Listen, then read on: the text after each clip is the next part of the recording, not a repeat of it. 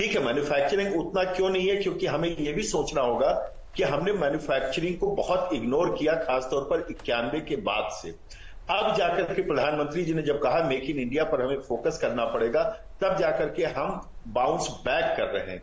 इसमें समय लगता है, फिर भी मुझे लगता है जिस प्रकार से गाड़ी आगे बढ़ रही है, अच्छी दिशा में बढ़ रही है। अब बात आती है कि इस ग्रोथ का रियल एक और पिलर है जिसको प्राय हम लोग ग्रोथ को डिस्कस करने में इग्नोर कर देते हैं। वो क्या है? इंक्लूसिव ग्रोथ स्ट्रेटेजी है। अगर इस सरकार की फिलॉसफी अगर आप देखेंगे तो क्या है कि inclusive growth strategy, big push strategy, नवाचार आप देखते हैं, ह्यूज इन्वेस्टमेंट एक साथ करते हुए आप देखेंगे। और तब देखेंगे कि अगर भारत में देखते हैं तो जो सेक्टर्स या जो इकोनॉमीज पहले बैकवर्ड हुआ करती थी, मैं कितने राज्य सरकारों को इसमें गिनाऊं, उत्तर प्रदेश इसमें सबसे आगे आता है।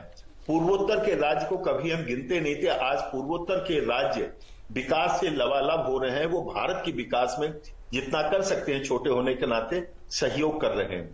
कश्मीर को आप देखते हैं, कल तक हम किस रूप में देखते थे, आज अगर हम जम्मू कश्मीर को देखते हैं, हमारा एक नया ग्रोथ इंजन बन रहा है स्टेट के रूप में।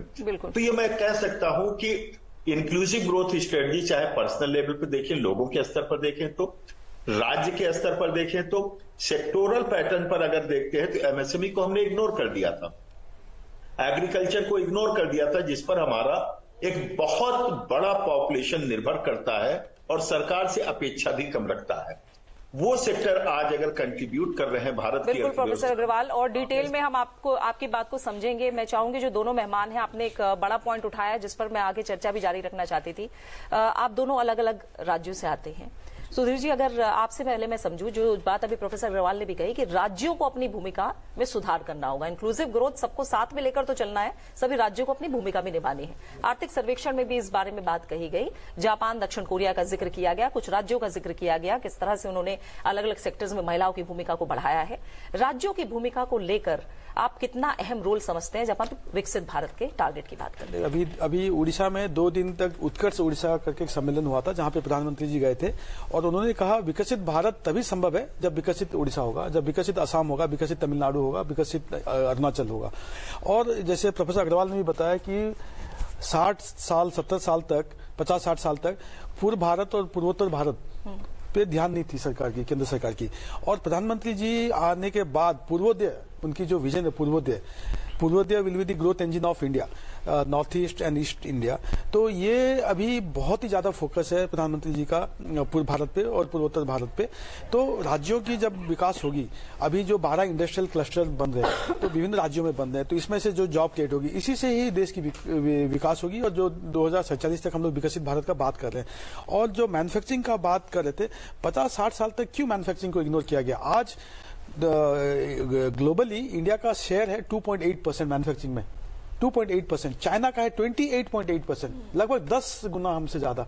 तो इसके लिए जिम्मेदार कौन है? तो प्रधानमंत्री जी आने के बाद make in India, digital India, startup India, ये इतने सारे उन्होंने जो इनिशिएटिव स्टार्ट किए, इसका फर्क अभी हमको दिखने को मिल रहा है। आज देखिए R&D में मैन्युफैक्चरिंग, आप कैसे सक्सेसफुल होंगे मैन्युफैक्चरिंग में? आप सफलता तभी मिलेगी जब आपका R&D स्ट्रांग हो।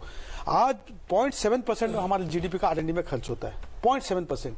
चाइना खर्च करता है 2.2, यूएसए खर्च करता है 3.2, इजराइल 4.5, साउथ कोरिया 4.2। तो जब हम लोग R&D में, रिसर्च में खर्च नहीं करते थे इतने सालों तक, तो मैन्युफैक्चरिंग सेक्टर हम लोग का नेग्लेक्ट हुआ था। लेकिन अभी ये सब बदल रहा है। अभी नया भारत जो हम लोग देख रहे हैं, अभी डिफेंस का बात भी किया प्रोफेसर अग्रवाल ने। पहले हम लोग 70% हमारा जो रक्षा का सामान था हम लोग इम्पोर्ट करते थे, आज वो गिर के 25% हो गया। अभी इस साल टारगेट है 50,000 करोड़ का एक्सपोर्ट डिफेंस में, मैन्युफैक्चरिंग सेक्टर में। तो ये सब चीज दिल्ली में तो नहीं हो सकता, ये सब राज्यों में होगा। तो राज्यों में अब जैसे यूपी में एक डिफेंस कॉरिडोर बना है, उड़ीसा में एक इंडस्ट्रियल कॉरिडोर, सब राज्यों का जब इसमें फोकस अभी जा रहा है, तो जाहिर है कि आगे का दिन हमारे लिए बहुत ही अच्छा रहेगा। और हमारा जो लक्ष्य है $5 ट्रिलियन इकोनॉमी का 2-3 साल के बाद, वो जरूर पूरा होगा। सुधीर जी, ये तकनीकी विकास भी बेहद आवश्यक है और इस पर लगातार जोर दिया जाता रहा है। और एक अच्छी खबर भी है और एक थोड़ा सा चैलेंज भी है। जिस तरीके से चाइना के ये एक स्टार्टअप ने डीप सीक जो है वो इजाद किया है, और वो बहुत ही कम लागत में वो तैयार किया गया है। और अश्विनी वैष्णव जी का कल का एक बयान था, उन्होंने कहा था कि 1 साल के भीतर भारत भी ऐसा करके दिखा देगा। इसके लिए R&D की कितनी आवश्यकता है, निवेश की कितनी आवश्यकता है, और स्टार्टअप पर जो ध्यान दिया गया है उसको कैसे और स्ट्रीमलाइन करना पड़ेगा? देखिए, इसमें बड़ा स्पष्ट है, अश्विन वैष्णव जी ने तो उसको कल स्पष्ट किया ही है जी। और देश लगातार जिस तैयारी पर है, तो मैं समझता हूं कि ये जो चुनौतियां वैश्विक स्तर से आई है, हम एक ही साल में चाइना को पीछे भी करेंगे, लागत भी कम करेंगे, और आर्टिफिशियल इंटेलिजेंसी के सेक्टर में जितनी तेजी से मोदी जी ने ध्यान फोकस किया है, तो विश्व भी अचंभित रहने वाला है कि हम टेक्नोलॉजी को यूज करने वाली एक ऐसी कंट्री बनेंगे जो हमारे। और दूसरी सबसे बड़ी बात है कि वर्ल्ड बैंक ने और IMF ने भी भारत को और ग्रोथ इंजन शब्द से उल्लेखित किया है। इस सेक्टर में डेवलपमेंट को हम साथ लेकर चल रहे हैं। लेकिन मैं एक बात साथ में ये भी कहना चाहता हूं कि मोदी जी का जो फोकस है एरिया, वो हर कास्ट पर है, हर सेक्टर पर है। आपने अभी स्टेट का बात किया था, तो मैं यहां तक सोचता हूं कि 1 डिस्ट्रिक्ट 1 प्रोडक्ट पहले से ही फोकस हो चुका है। तो डिस्ट्रिक्ट लेवल पर जो डेवलपमेंट्स आ रहे हैं इतने नीचे लेवल पर, उसका भारत की प्रगति में बहुत बड़ा योगदान है। पर्टिकुलर हम जनजातीय सेक्टर में बात करें तो एजुकेशन का फोकस में 470 से अधिक एकलव्य विद्यालय अगर देश में डेवलप हुए हैं और 1.25 लाख ट्राइब्स बच्चे अगर उनमें पढ़ रहे हैं, तो ये बहुत बड़ी उपलब्धि है। 30 मेडिकल कॉलेज अकेले और ट्राइब्स एरिया के लिए डेवलप हुए हैं। उत्कर्ष गांव ट्राइब्स के जिसमें 80,000 करोड़ का बजट है, यानी फोकस हर जाति में है, हर सेक्टर में, हर डिस्ट्रिक्ट में है और हर एक फील्ड में है। ये आशान्वित भारत को एक उजले पक्ष की तरफ ले जा रहा है। जी सुजीत जी, कहीं ना कहीं ये जो घटना घटी है चीन में, वो हमारे लिए एक आशा की किरण की तरह भी है, क्योंकि हम लोग भी विशेष रूप से प्रधानमंत्री स्टार्टअप्स पर बहुत ध्यान दे रहे हैं और स्टार्टअप्स की संख्या लाखों में पहुंच गई है पिछले कुछ वर्षों में। तो और कम लागत में स्टार्टअप ऐसी चीजें तैयार कर रहे हैं, तो भारत में भी ऐसी संभावनाएं बन सकती हैं, बन रही हैं। बिल्कुल। देखिए, मैं तो स्टार्टअप की दुनिया से ही आता हूं, मैं तो टेक्नोक्रेट भी हूं। अभी आपने 1.5 लाख स्टार्टअप हमारे अभी स्टार्टअप इंडिया में रजिस्ट्रेशन हो चुका है। ठीक है, आंकड़े बहुत ज्यादा प्रभावी नहीं है, लेकिन वो 1.5 लाख में से बहुत सारे स्टार्टअप ऐसे हैं जो दुनिया को अभी मार्गदर्शन दे रहा है। आपने डीप सीक का बात किया, देखिए $6 मिलियन में मैं नहीं मानता हूं, क्योंकि चाइना से कोई भी आंकड़ा आता है वो सही नहीं रहता है। वो $6 मिलियन में शायद नहीं हुआ होगा।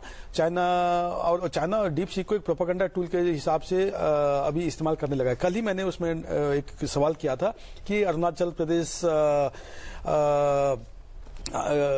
इस the rising star of India, तो उसमें आंसर आया, पहले 3 दिन पहले मैंने किया था तो आंसर आया कि this question ask some other question, और कल आया कि Arunachal Pradesh is part of China. तो ये डीपसीक है, ये चाइनीज प्रोपेगेंडा का टूल है। लेकिन कल अश्विनी जी ने जो कहा कि 1 साल के अंदर हमारी खुद की AI मॉडल्स बन जाएंगी, ये बहुत ही हम लोग के लिए आशा का किरण लेके आ रहा है।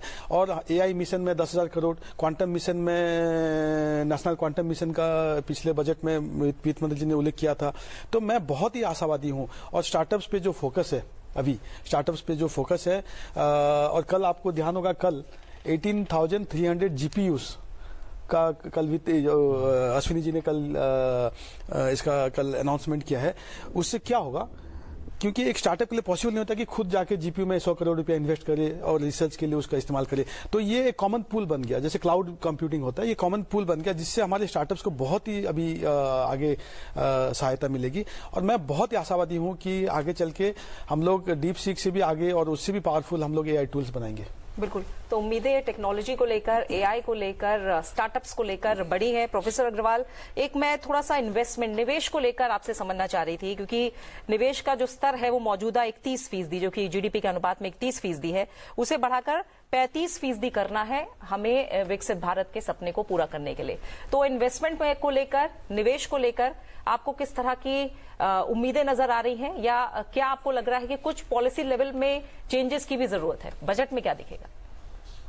देखिए, मुझे लगता है कि एक लॉन्ग टर्म प्रक्रिया है इस इन्वेस्टमेंट को प्रमोट करना, और ये मल्टी सेक्टोरल अप्रोच भी है। मल्टी सेक्टोरल के साथ साथ ये डोमेस्टिक और ग्लोबल अप्रोच लेकर के चलना होगा, क्योंकि एक निर्धारित लेवल के बाद जब हम इन्वेस्टमेंट बढ़ाते हैं, तेजी से बढ़ाते हैं, तो उसके लिए हमें कई जो है उपयुक्त वातावरण तैयार करना पड़ता है, जो एक बजट में संभव नहीं हो सकता है। उदाहरण के तौर पर अगर हम देखते हैं तो हमने क्या किया है, बैंकों में जो हमारी इनएफिशिएंसी थी उसको बहुत तेजी से घटा दिया एनपीए की फॉर्म में। दूसरा अगर देखते हैं तो मार्केट में कैपिटलाइजेशन बहुत तेजी से इस वर्ष बढ़ा है, आगे इसी प्रक्रिया को और बढ़ाने की तैयारी है। आप चाहे आईपीओ के माध्यम से देखें, चाहे म्यूचुअल फंड के माध्यम से देखें, तो मार्केट में कैपिटलाइजेशन बढ़ रहा है, यानी कि वो फ्रेश इन्वेस्टमेंट की तरफ जा रहा है। तीसरा आप देखते हैं हम डिमांड जनरेशन की तरफ बहुत तेजी से बढ़ रहे हैं। प्रधानमंत्री जी का पूरा फोकस है आज भारत बहुत तेजी से आगे क्यों बढ़ पा रहा है। निवेश के साथ साथ भारत ही एक ऐसा बड़ा राष्ट्र है जो अपने यहां डोमेस्टिक डिमांड को बूस्ट कर पा रहा है। चाइना इसमें फेल हो गया है, यही कारण है कि उसकी इकोनॉमी 4% के ऊपर नहीं जा पा रही है, बहुत प्रयास करने के बाद भी। हमारे यहां अभी भी बहुत से अनटैप्ड पोटेंशियलिटीज हैं। फिर आप देखेंगे कि ग्लोबल माहौल क्या है। ग्लोबल माहौल में इस समय यूरोप, अमेरिका, चाइना, इन बड़ी कंट्रीज में बहुत अच्छे वातावरण नहीं है आर्थिक रूप से, और चाइना के प्रतिकूल एक विश्व का आर्थिक वातावरण बन रहा है। ये भारत के लिए एक उपयुक्त वातावरण, क्योंकि हमारा जो घरेलू वातावरण है आर्थिक रूप से, अन्य रूप से भी देखते हैं तो हमारे लिए पॉजिटिव होता। मैं इसका एक बड़ा अच्छा चित्रण देता हूं अक्रॉस द पार्टी लाइंस। अभी एक बैठक हुई davos में वर्ल्ड इकोनॉमिक फोरम पर, और वहां पर आप देखेंगे तो हमारे 8 राज्य गए थे। उन 8 राज्य में केरल था, तमिलनाडु था, महाराष्ट्र था, आंध्र प्रदेश, तेलंगाना, पश्चिम बंगाल, उत्तर प्रदेश, कर्नाटक था। कर्नाटक साथ में नहीं आया, बाकी सभी राज्य मिलजुल करके davos में काम कर रहे थे। केवल 2 पवेलियन में 6 राज्य थे, जिसमें रूलिंग पार्टी के वाले राज्य भी थे और जो अपोजिशन वाले थे, और सब अपने अपने राज्यों के लिए निवेश आकर्षित कर रहे थे। यानी कि राज्यों को भी प्रेरित किया गया और ग्लोबल लेवल पर यह दिखाने की कोशिश की गई कि भारत में आज के दिन जो राज्य हैं पॉलिटिकली कुछ भी हो, लेकिन इकोनॉमिकली एक दूसरे के साथ, जिसको कहते हैं कोऑपरेटिव फेडरलिज्म के तहत काम कर रहे हैं। तो ये हमारे लिए ग्लोबल लेवल पे एक बहुत बड़ा इन्वेस्टमेंट का अपॉर्चुनिटी बनता है। इसमें सभी राज्य लाभान्वित हुए हैं। सुजीत जी सबने अपने अपने पॉजिटिव से बताए हैं। दूसरा बात है कि डोमेस्टिक पे हम कैसे कर सकते हैं। डोमेस्टिक पे हम इस प्रकार से कर सकते हैं कि हमें देखिए बड़ा फाइन ट्यून बैलेंसिंग करनी है। यहां पर एक तो हमें डिमांड को बढ़ाने के लिए खर्च भी बढ़ाना है। आप ध्यान रखिएगा, क्योंकि जो हमारा रियल जो बूस्ट आ रहा है वो आ रहा है फाइनल कंजम्पशन एक्सपेंडिचर से, और इस बार ये बढ़ता हुआ नजर आया, लगभग 62% के आसपास हुआ है हमारा, जो अब तक का पिछले 10 वर्षों में सर्वाधिक रहा है और लगातार पिछले 3-4 वर्षों से ये बढ़ रहा है। तो ये हमारे निवेश को आकर्षित कर रहा है। और अगर आप राज्यों के देखेंगे तो उत्तर प्रदेश सरीखे राज्य जो 40 लाख करोड़ का ग्लोबल इन्वेस्टर समिट में एमओयू करते हैं, तो आप समझ सकती हैं कि किस प्रकार से अब निवेश भारत में आकर्षित हो रहा है। फिर हम नई टेक्नोलॉजी और इफिशिएंट इकोनॉमिक सिस्टम की तरफ चल रहे हैं, यानी कि एग्रीकल्चर जैसे सेक्टर में भी हम बड़े निवेश के लिए बढ़ रहे हैं। क्यों? क्योंकि वहां पर उत्पादन लागत को हम बहुत तेजी से कम कर रहे हैं, और पूरा प्रयास आप देखेंगे पूरे इकोसिस्टम में पीएलआई की बात आई, प्रोडक्शन लिंक इंसेंटिव की बात आई, वो भी क्या है, आत्मनिर्भर भारत अभियान, और जो कहीं ना कहीं हमारी डोमेस्टिक इफिशियंसी को प्रदर्शित करता है। ग्लोबल जो फ्लो होगा इन्वेस्टमेंट का वो किधर होगा? वो वहां पर होगा जहां पर इफिशियंसी और डिमांड होगा। तो ये कई पैरामीटर जोड़ करके हम देखते हैं तो बहुत तेजी के साथ लेकिन ग्रेजुअल फॉर्म में हम इस ओर अपने को आगे बढ़ा रहे हैं, जहां पर इन्वेस्टमेंट बढ़ता हुआ दिखाई पड़ता है। जी, यहाँ पर सुजीत जी बात की है कि खर्च करने की क्षमता बढ़ती है तो भी उसका लाभ सीधे तौर पर आर्थिक रूप से देश को होता है।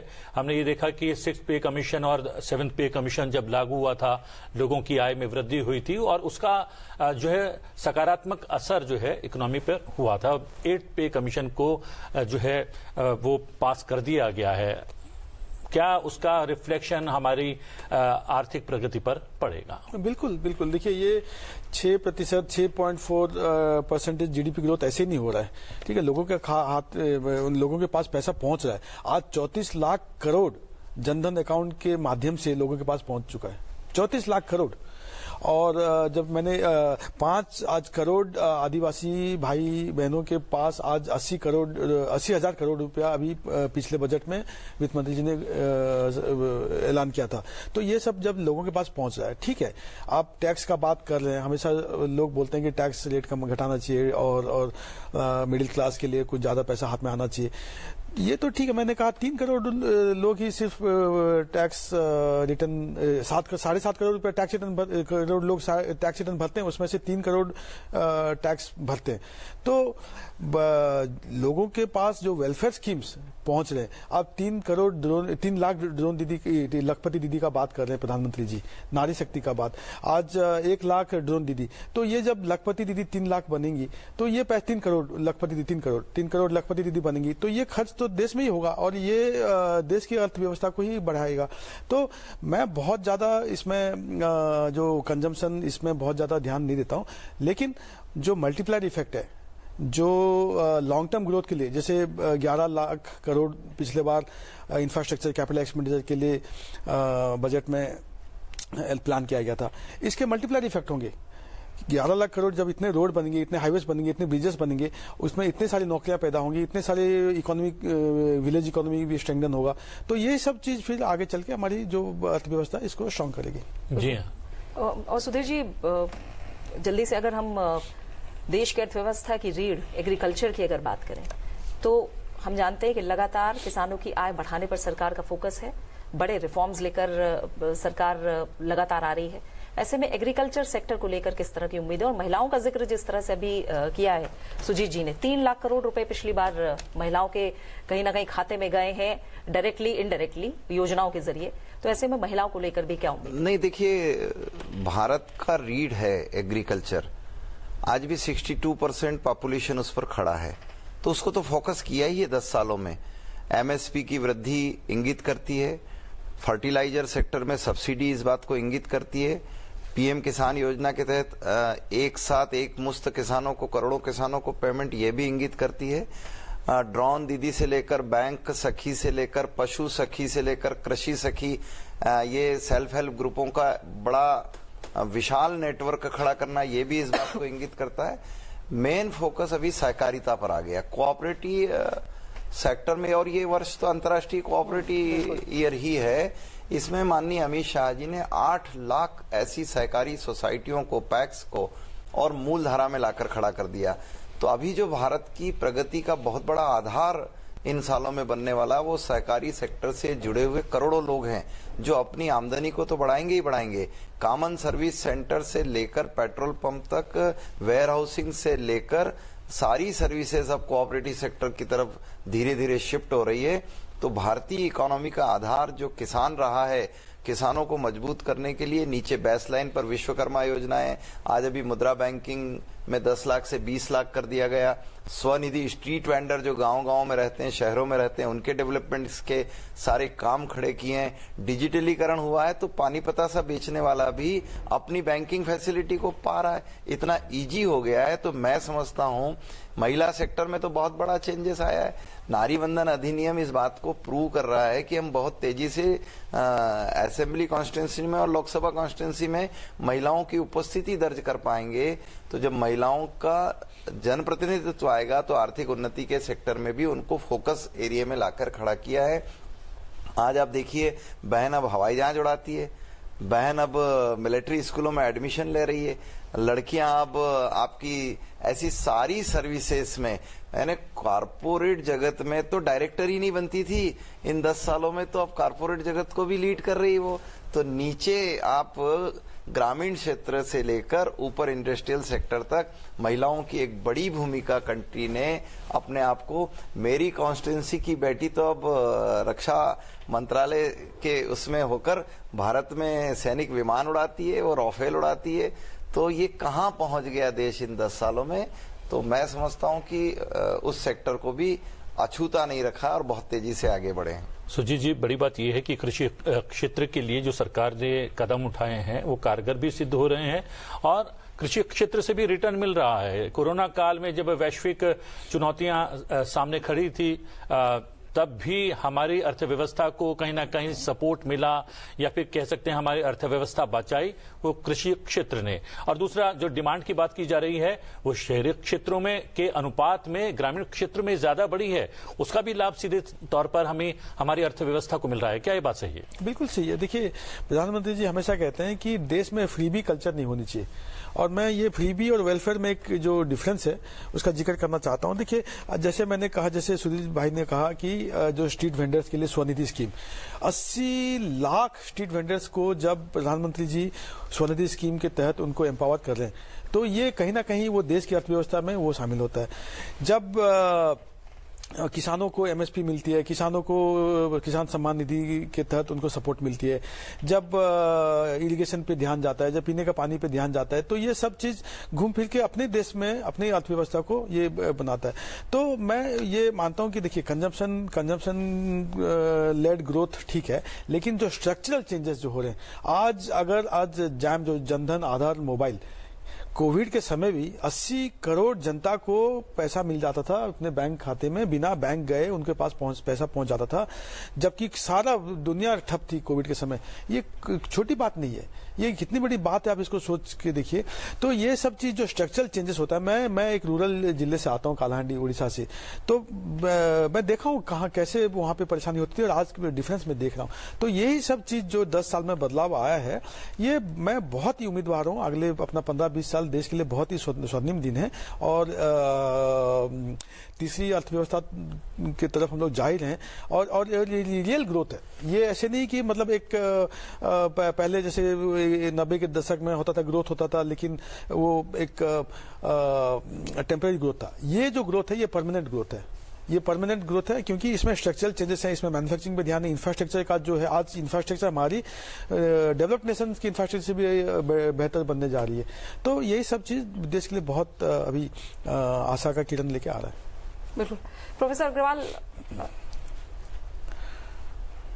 एक कमेंट हम थोड़ा सा आपका समझना चाहेंगे, और ये तस्वीरें भी साथ में क्योंकि चल रही हैं, इन तस्वीरों के बारे में बता दें। ये संसद भवन की तस्वीरें आप देख रहे हैं। वित्त मंत्री निर्मला सीतारमण अपने टैब के साथ, जो एक लाल रंग के बैग में रखा हुआ है, और हर बार इसी में नजरें होती हैं कि बजट भाषण के दौरान वित्त मंत्री किस तरह के ऐलान करेंगी, वो सब कुछ इस टैब में बंद है। कुछ ही पलों का इंतजार और है। 11 बजे सत्र की शुरुआत होगी और लगातार इसका सीधा प्रसारण आप संसद टीवी पर भी देखेंगे। प्रोफेसर अग्रवाल, अब बात मैं चाहूंगी एक कमेंट आप उस पर भी करें जिस पर मिडिल क्लास की सबसे ज्यादा नजरें होती हैं। बात होगी टैक्स की, जिसका सुजीत जी ने शुरू में जिक्र भी किया था। थोड़ा सा हम आपके जरिए समझना चाहेंगे, जब हमने वित्त मंत्री का जुलाई 2024 का बजट भाषण सुना था, उसमें सीबीडीटी केंद्रीय प्रत्यक्ष कर बोर्ड ने एक आंतरिक समिति बनाई थी ताकि जो टैक्स भरने वाले लोग हैं, जो टैक्स पेयर्स हैं, उनको थोड़ी सी राहत मिले, आसानी हो। अगर हम डायरेक्ट कोई ऐलान टैक्स में राहत का नहीं सुनते हैं, तो किन और बड़ी बातों पर नजर रह सकती है, ताकि अगर डायरेक्ट कोई राहत नहीं मिल रही है तो इनडायरेक्ट राहत पर नजर हो आम आदमी की? देखिए, जहां तक बात है, पहले मैं इनडायरेक्ट की बात करता हूं। इनडायरेक्ट राहत को अगर हम लोग एस्टिमेट करें तो ये बहुत बड़ी राहत है। सबसे पहले सब लोग मोबाइल यूज कर रहे हैं, हर कोई 2 GB 4 GB डेटा लेकर के, स्टूडेंट से लेकर हाउसवाइफ से लेकर के स्ट्रीट वेंडर से लेकर के प्रोफेशनल तक यूज कर रहे हैं अपने मोबाइल। और इस डेटा का प्राइस क्या है आप इमेजिन करिए, दुनिया का सबसे सस्ता और फास्टेस्ट डेटा है। ये मिडिल क्लास को कहीं ना कहीं प्रमोट कर रहा है। दूसरा हम देखते हैं तो डिजिटल इकोनॉमी के माध्यम से लोगों का जीवन आसान हुआ है।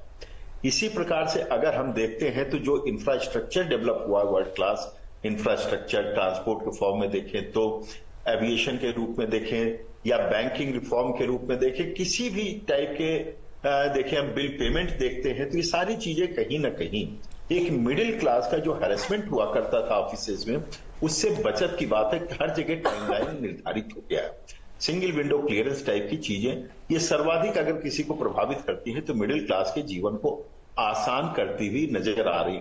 आज जब हम न्यूक्लियर फैमिली की तरफ बढ़े हैं तो ये मॉडर्न टेक्नोलॉजी के कारण ही हम न्यूक्लियर फैमिली को सपोर्ट कर पा रहे हैं इजीली।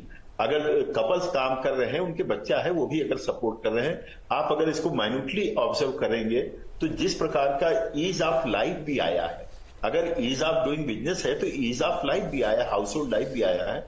वो एक बहुत बड़ा, उसको हमने कभी बजट में फैक्टर इन नहीं किया है, जबकि हम लोग अपने स्तर पर शोध पर इसको देख रहे हैं। तो इसको भी फैक्टर इन करने की आवश्यकता है। दूसरी बात यह आती है कि प्रोसीजरल जितना था, फेसलेस अगर आप देखते हैं इनकम टैक्स डिपार्टमेंट हो गया है, अक्रॉस कंट्री फेसलेस कर दिया है। ये मोदी जी का सबसे बड़ा, जिसको कह सकते हैं कि टैक्सेशन रिफॉर्म, इससे बड़ा और क्या हो सकता है। दूसरा अगर आप देखते हैं, अब आते हैं डायरेक्ट जो हम बेनिफिट ले सकते हैं। मुझे लगता है जिस प्रकार की रणनीति और वातावरण बन रहा है, खासतौर पर डिमांड प्रमोशन के लिए, और मिडिल क्लास की आकांक्षाएं, जिसको मैं कहता हूं परंपरागत आकांक्षा क्या है, इनकम टैक्स में डायरेक्ट रिलीफ मिलना। तो मुझे लगता है कि इस बजट में लोगों को निराश नहीं होना पड़ेगा, ऐसा मेरा बहुत सशक्त विश्वास है। और यही नहीं, स्लैब में भी चेंजेस आएगा। और मैं बता दूं कि सरकार ने जो टैक्स वाइडनिंग किया है, आज लगभग 7 करोड़ टैक्स रिटर्न फाइल हो रहे हैं। 3 करोड़ न होकर के लगभग 6-7 करोड़ ये हो रहा है, और बहुत तेजी से वाइड हुआ है। जीएसटी में भी आप देखेंगे कि जो लीकेज, हालांकि बजट से जीएसटी पर कोई प्रभाव नहीं पड़ेगा, लेकिन जीएसटी का कलेक्शन बजट पर प्रभाव डालता है, ये हमको देखना पड़ेगा। और ये कि बहुत बड़ा बैलेंसी का काम कर रहा है। तो इनकम टैक्स जहां तक बात आती है, मुझे लगता है इसमें चाहे हाउसिंग लोन में जो हम इंटरेस्ट पेमेंट करते हैं, उसकी लिमिट भी बढ़ सकती है। इसी प्रकार से और भी जो बेनिफिट्स हैं, खासतौर पर स्लैब्स के रूप में या टैक्स रेट्स के रूप में, निश्चित तौर पे मेरा मानना है कि इसमें मिडिल क्लास को जरूर खुश होने का अवसर प्राप्त होगा। सुजीत जी, अगर बात करें रोजगार की, कहते हैं आधारभूत ढांचा उसका जितना विस्तार होता है उतना ही रोजगार भी बढ़ता है। 2 लाख करोड़ का बजट का प्रावधान था, 10 साल पहले की बात करें वो 11 लाख करोड़ रुपए पहुंच गया है और लगातार एक्सपेंड हो रहा है। सबसे ऊंचा ब्रिज हम बना रहे हैं, सबसे आधुनिक ट्रेन हम निर्मित कर रहे हैं, रोड्स हाईवेज लगातार बढ़ रहे हैं, टनल्स बढ़ रही हैं।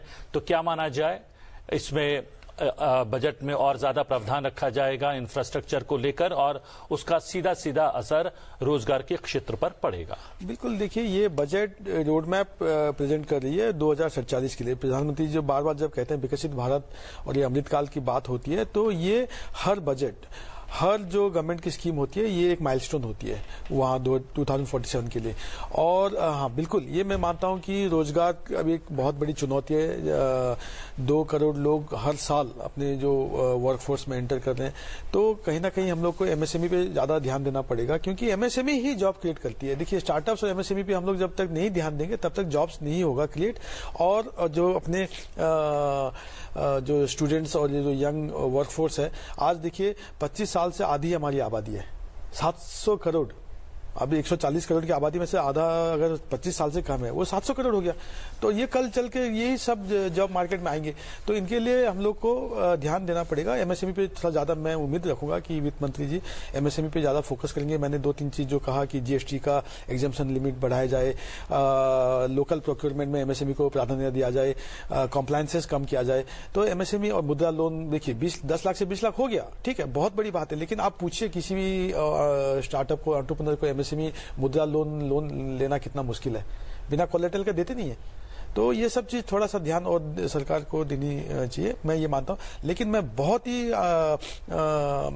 मतलब आशावादी हूं कि ये आगे 15-20 साल हमारी स्वर्णिम दिन है, और प्रधानमंत्री जी ने जो 10 साल में जो देश के लिए जो फाउंडेशन जो ले किया है, ये 50 साल पहले होना चाहिए था। लेकिन चलिए 2014 से शुरू हुआ है और ये हमको एक विकसित भारत की तरफ लेके जा रहा है। जी, यहाँ पर लोन की बात करें अगर सुधीर जी, एनपीए एक बहुत बड़ी चुनौती थी बैंकिंग सेक्टर के सामने, और अब ऑल टाइम लो पर आ गया है, 2.6% रह गया है। अब क्या बैंकों के सामने एक रास्ता है कि अब लोन जो खींच कर हाथ दिया जा रहा था, अब थोड़ा सा उदार होकर लोन दिया जाए तो मैन्युफैक्चरिंग सेक्टर में भी फायदा होगा और व्यवसाय करने वाले लोग जो हैं वो लाभान्वित होंगे?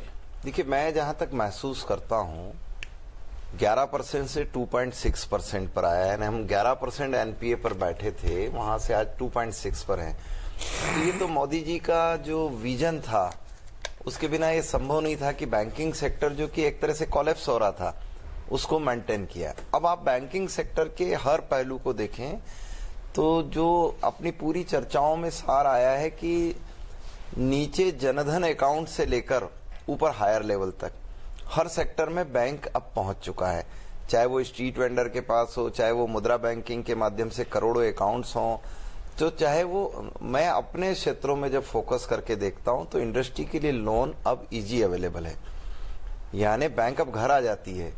तो लोन की फैसिलिटी जो प्रोवाइड हुई और सब्सिडी सेक्टर को जो स्ट्रांग किया है, एमएसएमई सेक्टर में तो गजब का सब्सिडी है, एग्रीकल्चर सेक्टर में भी सब्सिडी को फोकस किया है, चाहे वो वेयर हाउसिंग हो, चाहे वो कोल्ड स्टोरेज हो, और वो बिना बैंक के बिना नाबार्ड के संभव नहीं था। तो डोर अप्रोच हुआ है, बड़ी यूनिटें भी अब बहुत तेजी से और फाइनेंस को ले पा रही है, पर इतना इजी तो नहीं करना चाहिए कि लेकर निकल जाओ।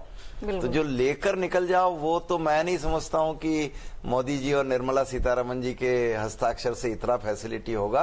हम चाहते हैं कि जो डिपॉजिटर से उनके हितों का संरक्षण होते हुए मैक्सिमम पैसा जो आज डिपॉजिट बैंकों में रखा वो लोगों तक पहुंच रहा है, और लोगों का फोकस बैंक डिपॉजिट के साथ साथ शेयर मार्केट में इन्वेस्टमेंट में भी सीधा सीधा आ गया। प्रोफेसर अग्रवाल से भी समझना चाहते हैं, एक बहुत छोटा सा कमेंट है प्रोफेसर अग्रवाल, जिस बात का जिक्र भी सुधीर जी भी कर रहे हैं कि बड़ी बात जो कल सामने आई कि अब भारत में भी ये ट्रेंड देखा जा रहा है कि जो आम आदमी है वो बैंक में अपना इन्वेस्टमेंट करने से बेहतर समझ रहा है शेयर मार्केट में इन्वेस्टमेंट करना, और बहुत बड़ी बड़ी अर्थव्यवस्थाएं अमेरिका जैसी जहां लोगों में ये ट्रेंड पहले से देखा जाता था। तो ये बदलाव आप किस तरह से इसको देख रहे हैं, ये किस दिशा में जा रहा है और क्या संकेत दे रहा है? देखिए, यह हमारे कैपिटल मार्केट का स्टेबिलिटी का प्रमाण है कि जो हमारे यहाँ के शेयर मार्केट कॉमनली जो हम समझते हैं या इसी प्रकार से अन्य जो मार्केट हैं, हम लोग इसको स्कैम फ्री एरा में आ गए हैं।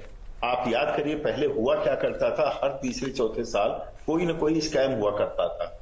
2014 के बाद से ये शब्द शेयर मार्केट से लगभग गायब हो गया है, वो बेतुका वोलेटिलिटी जो हुआ करती थी वो गायब हो गई। तो आम निवेशकों का इसमें भरोसा बढ़ा है।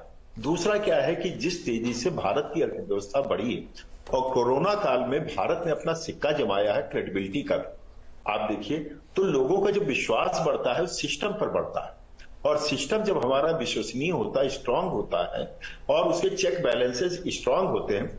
इतना सब कुछ हिंडनबर्ग ने किया लेकिन हमारा शेयर मार्केट नहीं हिला। उनका अभिप्राय कुछ भी रहा हो, लेकिन हमारा चूंकि फंडामेंटल पर बेस है, चेक बैलेंसेस उसके स्ट्रांग हैं, तो ये लोगों में भरोसा पैदा करता है। आप याद करिए स्कैम शब्द आपने कब सुना होगा, मुझे नहीं लगता पिछले 10-12 सालों में ये शब्द जो है किसी के कान में आया भी होगा। तो ये सबसे बड़ी चीज होती है। दूसरा क्या है कि हमारे यहां अब जो निवेश हो रहे हैं, अब निवेश रियल निवेश हो रहे हैं। आप देखिए तो सब्सिडी को लेकर के नहीं, गवर्नमेंट स्कीम को लेकर के नहीं, यानी कि रियल एंटरप्रेन्योरियल स्किल को प्रमोट किया जा रहा है। यूथ्स को भी इसमें इनवाइट किया जा रहा है। ये सारी चीजें यदि आम लोगों को आकर्षित करती है निवेश करने के लिए, तो दूसरी ओर हमको ग्लोबल इन्वेस्टमेंट भी मिलता है। और यही कारण है, मैं इसी लाइन से अपनी बात को रोकूंगा, कि हम लोगों का जो फॉरेन एक्सचेंज रिजर्व्स है वो भी कहीं ना कहीं शो करता है कि हमारे 90% जो लोन्स हैं उसको कवर करता हुआ नजर आता है। तो लोगों को यह भी भरोसा है कि हम फिनेंसेस पर देखते हैं या किसी रूप में देखते हैं, तो भारत की आज वित्तीय आर्थिक स्थिति के साथ साथ जो हमारा सिस्टम है वो बहुत मजबूत है और सेफ हैंड्स में है, जिससे हम विकसित भारत की ओर तेजी से अग्रसर हो सकते हैं। इसमें सभी अपनी भूमिका निर्वाह करते हुए दिखाई पड़ते हैं। बिल्कुल प्रोफेसर अग्रवाल, और इसी के साथ आप तीनों मेहमानों का मैं शुक्रिया कहना चाहूंगी। प्रोफेसर अग्रवाल आपका, सुधीर जी आपका, सुजीत जी बहुत बहुत शुक्रिया आप तीनों मेहमानों का हमारे साथ इस चर्चा में जुड़ने के लिए। तो अब सीधा प्रसारण आप कुछ ही पलों में देख पाएंगे। ठीक 11 बजे सत्र की शुरुआत होगी और लगातार जो सीधी तस्वीरें हैं वो हम आपको दिखा भी रहे हैं, और संसद टीवी पर बजट पेश होने की जो प्रक्रिया है वो भी आप पूरी देखेंगे, और उसके बाद भी जो लगातार विश्लेषण है बजट को लेकर वो भी संसद टीवी पर लगातार जारी रहेगा। जी हां, 8वां वित्त बजट पेश करने वाली है वित्त मंत्री निर्मला सीतारमण। ऐतिहासिक क्षण उनके लिए भी और पूरे देश के लिए भी। बने रहिए संसद टीवी के साथ। नमस्कार।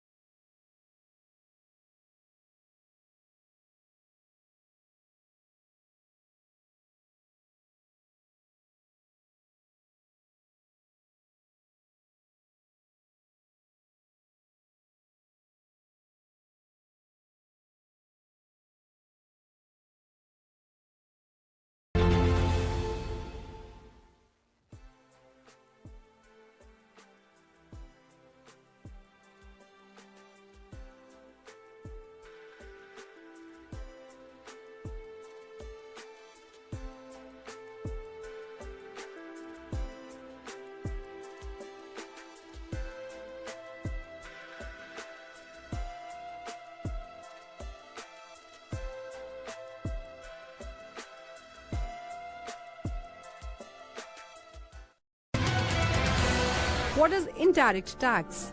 In the case of indirect tax, the burden of tax can be shifted by the taxpayer to someone else. Indirect tax has the effect of raising the price of the products on which they are imposed. Customs duty, central excise, service tax and value-added tax are examples of indirect tax.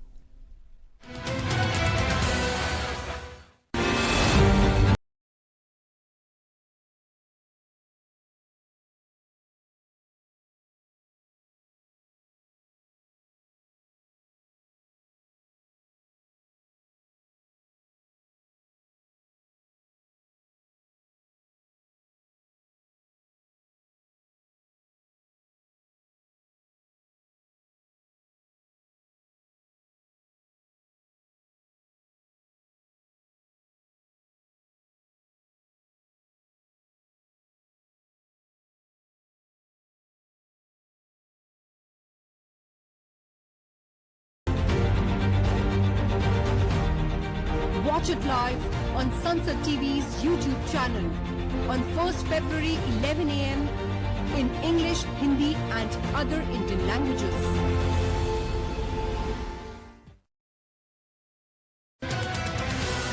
What is Finance Bill?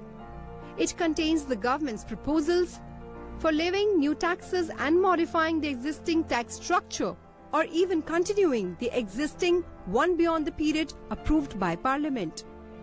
It is submitted to Parliament along with the budget.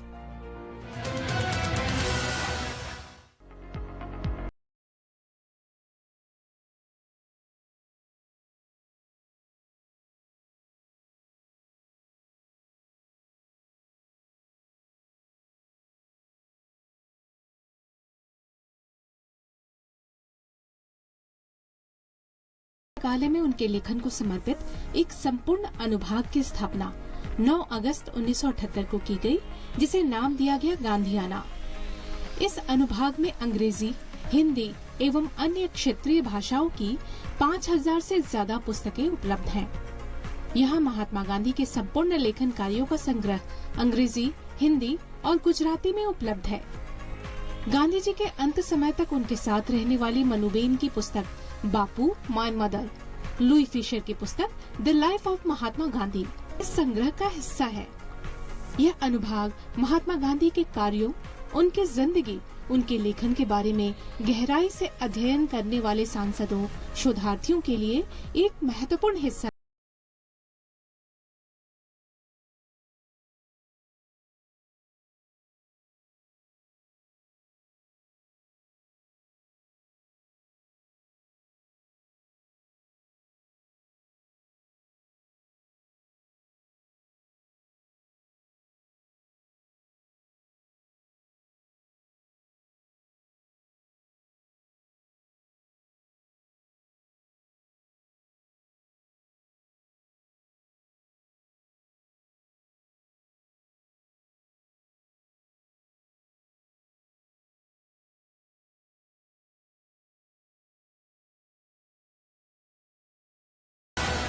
What is GDP?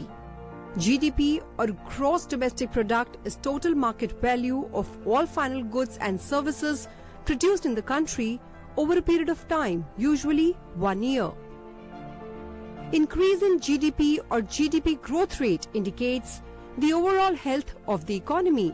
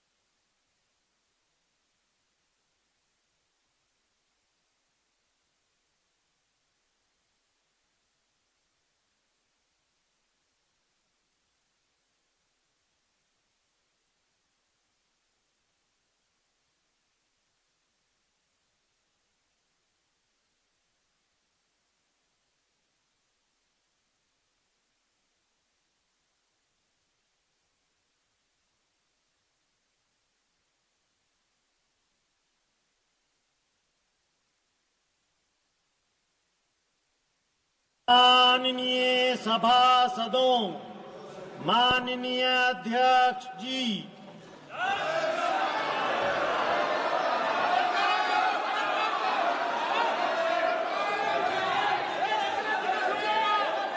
माननीय सदस्यगण, item number 1 Shrimati Nirmala Sitharaman वित्त मंत्री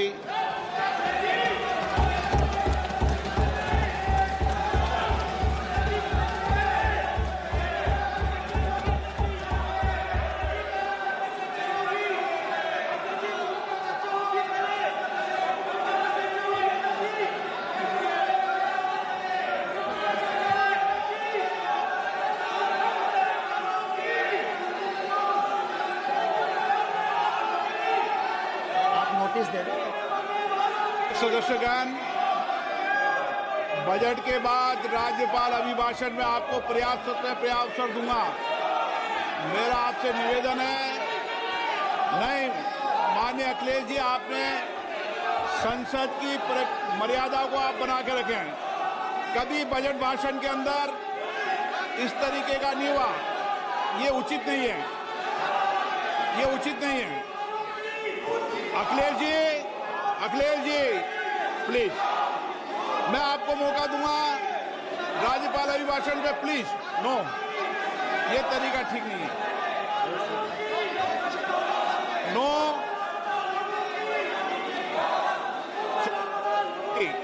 राज्यपाल अभिभाषण पे चर्चा होगी। No तरीका।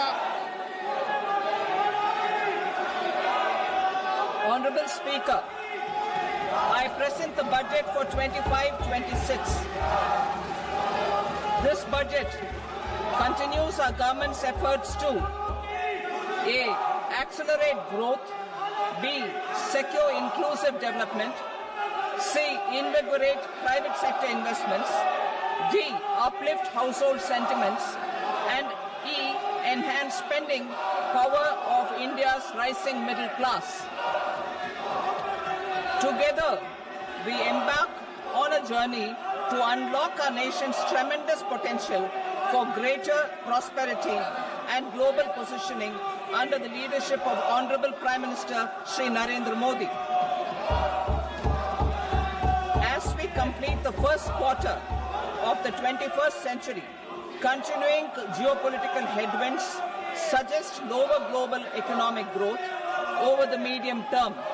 However, our aspiration for a Vikasit Bharat inspires us, and the transformative work we have done during our government's first 2 terms guides us to march forward resolutely. Our economy is the fastest growing among all major economies. Our development track record for the past 10 years and structural reforms have drawn global attention. Confidence in India's capability and potential has only grown in this period. We see the next 5 years as a unique opportunity to realize Sabka Vikas, stimulating balanced growth of all regions. The great Telugu poet and playwright Gurujada Apparao had said, "Deshamante matti kadoy, deshamante manushuloy," meaning a country is not just its soil, a country is its people. In line with this, for us, Vikasit Bharat encompasses zero poverty, 100% quality good school education, access to high quality, affordable and comprehensive health care, 100% skilled labor with meaningful employment, 70% women in economic activities, and farmers making our country the food basket of the world. In this budget, the proposed development measures span 10 broad areas, focusing on Garib, youth, Annadata, and Nari, spurring agricultural growth and productivity, building rural prosperity and resilience, taking everyone together on an inclusive growth path, boosting manufacturing and furthering Make in India, supporting MSMEs, enabling employment-led development, investing in people, economy, and innovation, securing energy supplies, promoting exports, and nurturing innovation. For this journey of development, our four powerful engines are agriculture, MSME, investments, and exports. The fuel, our reforms, our guiding spirit, inclusivity, and the destination, Vikasit Bharat. This budget aims to initiate transformative reforms across 6 domains. During the first 5 years, these will augment our growth potential and global competitiveness. The domains are taxation, power sector, urban development, mining, financial sector, and regulatory reforms. Agriculture as the first engine. Now I move to specific proposals, beginning with agriculture as the first engine.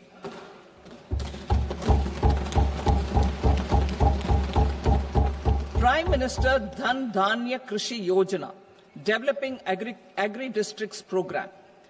Motivated by the success of the aspirational district program, our government will undertake a Prime Minister Dhan Dhanya Krishi Yojana in partnership with states. Through the convergence of existing schemes and specialized measures, the program will cover 100 districts with low productivity, moderate crop intensity, and below average credit parameters. It aims to 1. Enhance agricultural productivity, 2. Adopt crop diversification and sustainable agricultural practices, 3. Augment post-harvest storage at the panchayat and block level, 4. Improve irrigation facilities, and 5. Facilitate availability of long-term and short-term credit. This program is likely to help 1.7 crore farmers. Building rural prosperity and resilience. A comprehensive multi-sectoral rural prosperity and resilience program will be launched in partnership with the states. This will address underemployment in agriculture through skilling, investment, technology, and invigorating the rural economy. The goal is to generate ample opportunities in rural areas so that migration is an option but not a necessity.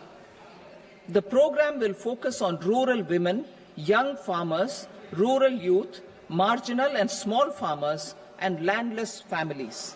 The details are in Annexure A.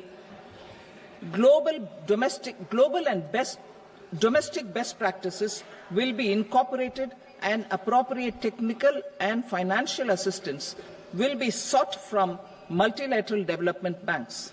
In Phase 1, 100 developing agri-districts will be covered. Atmanirbharta in pulses. Our government is implementing the National Mission for Edible Oilseed for achieving Atmanirbharta in edible oils. Our farmers have the capability to grow enough for our needs and more. 10 years ago, we made concerted efforts and succeeded in achieving near self-sufficiency in pulses.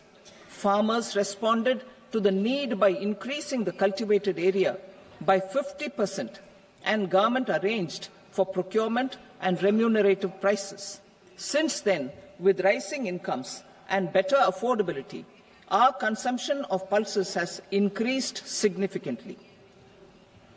Our government will now launch a 6-year mission for Atmanirbharta in pulses with a special focus on Tuar, Urad and Masoor. Details are in Annexure B.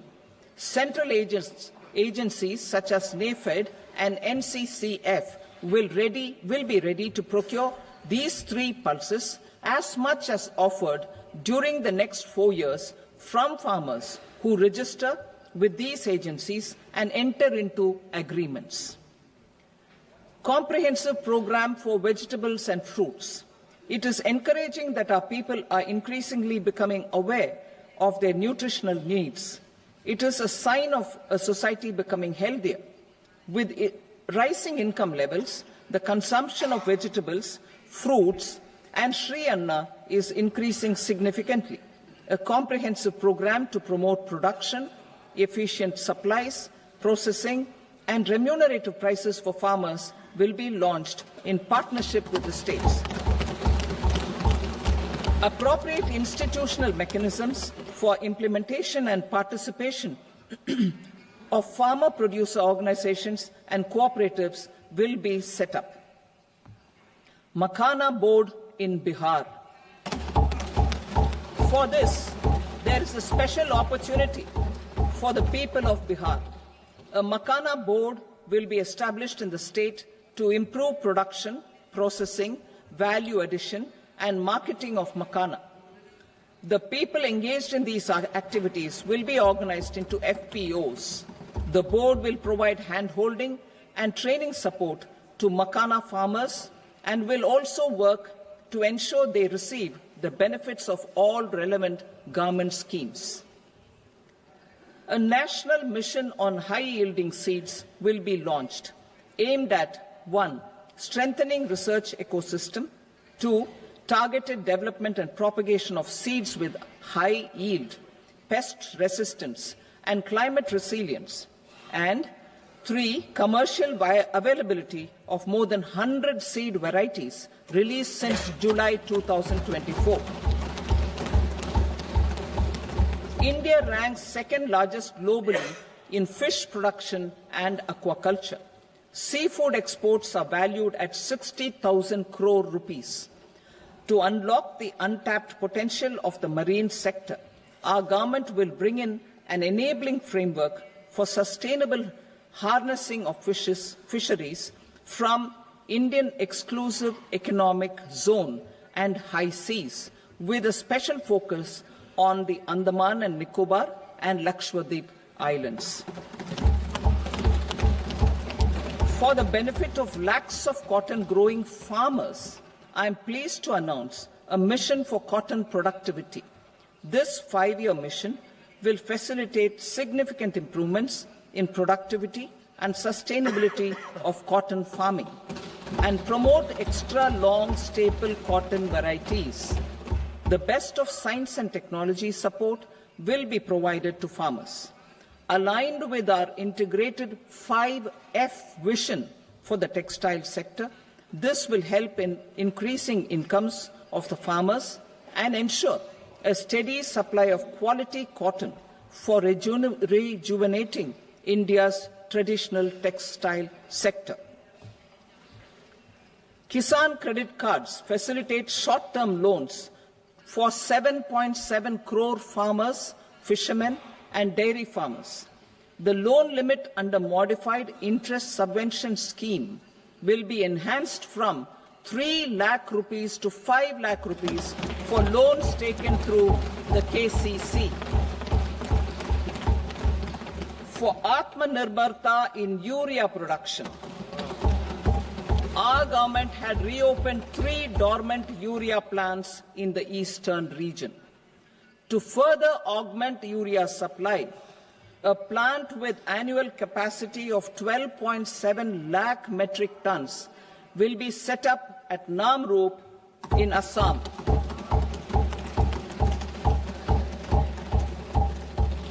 India Post, with 1.5 lakh rural post offices, complemented by the India Post Payment Bank and a vast network of 2.4 lakh Dak Sevaks, will be repositioned to act as a catalyst for the rural economy. Details are at Annexure C. India Post will also be transformed as a large public logistics organization. This will meet the rising needs of Vishwakarmas, new entrepreneurs, women, self-help groups, MSMEs, and the large business organizations. Our government will provide support to NCDC for its lending operations for the cooperative sector. MSMEs as the second engine. Now I move to MSMEs as the second engine, which encompasses manufacturing and services with a focus on MSMEs numbering 5.7 crores. Currently, over 1 crore registered MSMEs, employing 7.5 crore people and generating 36% of our manufacturing, have come together to position India as a global manufacturing hub. With their quality products, these MSMEs are responsible for 45% of our exports. To help them achieve higher efficiencies of scale, technological upgradation, and better access to capital, the investment and turnover limits for classification of all MSMEs will be enhanced to 2.5 and 2 times respectively. This will give them the confidence to grow and generate employment for our youth. The details are given in Annexure D. To improve access to credit, the credit guarantee cover will be enhanced.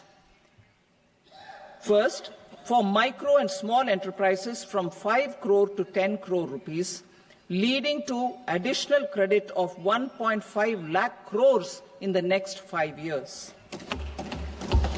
Second, for startups from 10 crore rupees to 20 crore rupees, with the guarantee fee being moderated to 1% for loans in 27 focus sectors which are important for Atmanirbhar Bharat.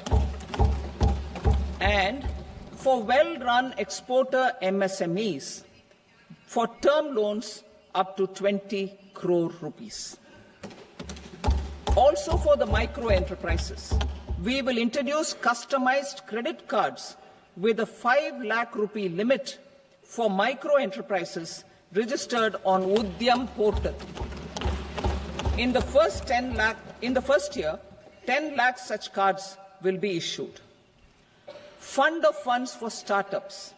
The alternate investment fund, AIFs, for startups have received commitments of more than 91,000 crores rupees. These are supported by the fund of funds set up with the Government of India's contribution of 10,000 crore rupees. Now, a new fund of funds with expanded scope and a fresh contribution of another 10,000 crore rupees will be set up. A new scheme will be launched for 5 lakh women, scheduled castes and scheduled tribes, first-time entrepreneurs. This will provide term loans up to 2 crore rupees during the next 5 years. The scheme will incorporate lessons from the successful Stand Up India scheme. Online capacity building for entrepreneurship and managerial skills will also be organized. Measures for labor-intensive sectors. To promote employment and entrepreneurship opportunities in labor-intensive sectors, our government will undertake specific policy and facilitation measures. To enhance the productivity, quality, and competitiveness of India's footwear and leather sector, a focus product scheme will be implemented.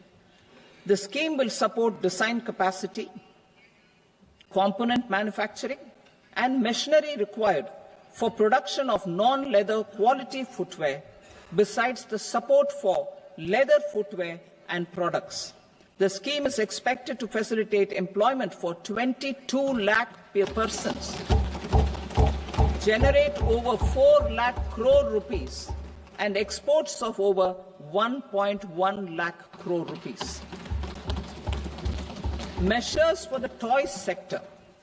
Building on the National Action Plan for Toys, we will implement a scheme to make India a global hub for toys.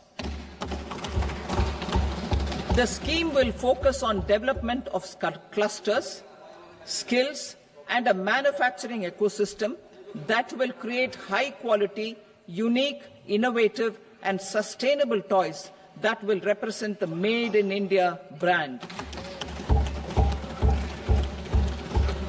Support for food processing. In line with our commitment towards Purvodaya, we will establish a National Institute of Food Technology, Entrepreneurship and Management in Bihar.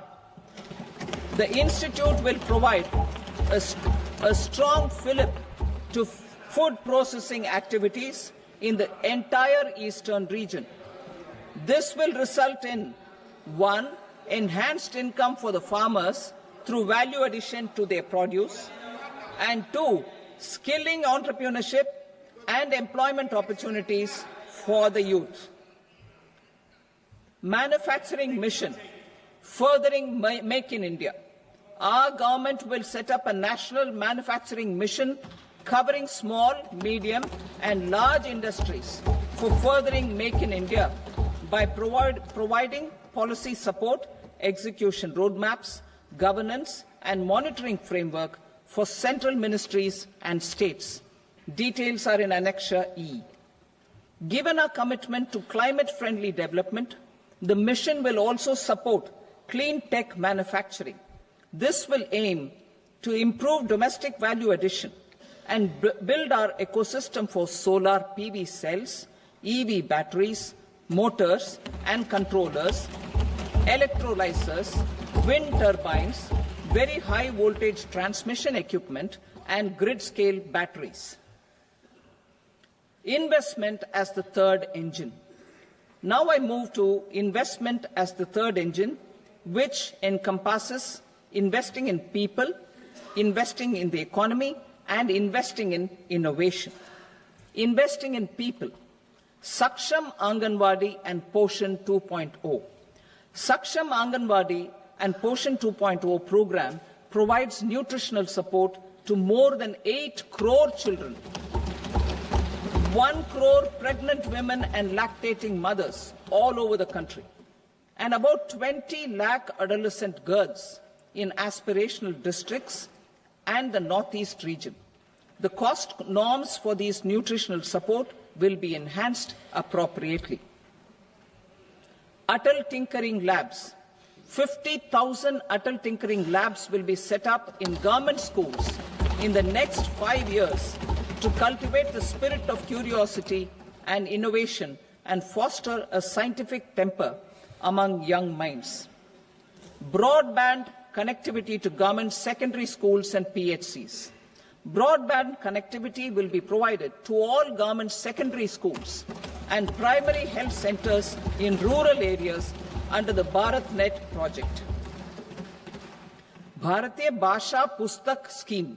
We propose to implement a Bharatiya Bhasha Pustak scheme to provide digital form Indian language books for schools and for higher education. This aims to help students understand their subjects better and in their language. National Centers of Excellence for Skilling. Building on the initiative announced in the July 24 budget, 5 national centers of excellence for skilling will be set up with global expertise and partnerships to equip our youth with the skills required for Make for India, Make for the World manufacturing.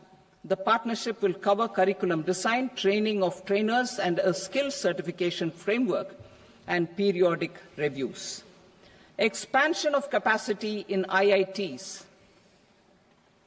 Total number of students in 23 IITs has increased 100% from 65,000 to 1.35 lakh in the past 10 years.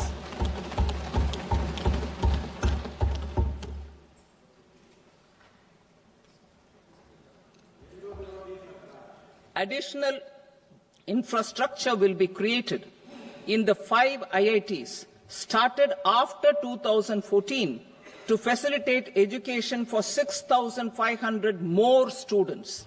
Hostel and other infrastructure capacity at IIT Patna will also be expanded.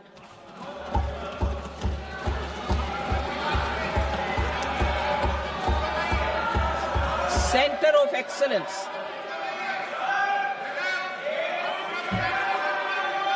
Center of Excellence in AI for Education. I had announced 3 centers of excellence in artificial intelligence for agriculture, health and sustainable cities in 2023. Now a center of excellence in artificial intelligence for education will be set up with a total outlay of 500 crores. Expansion of medical education.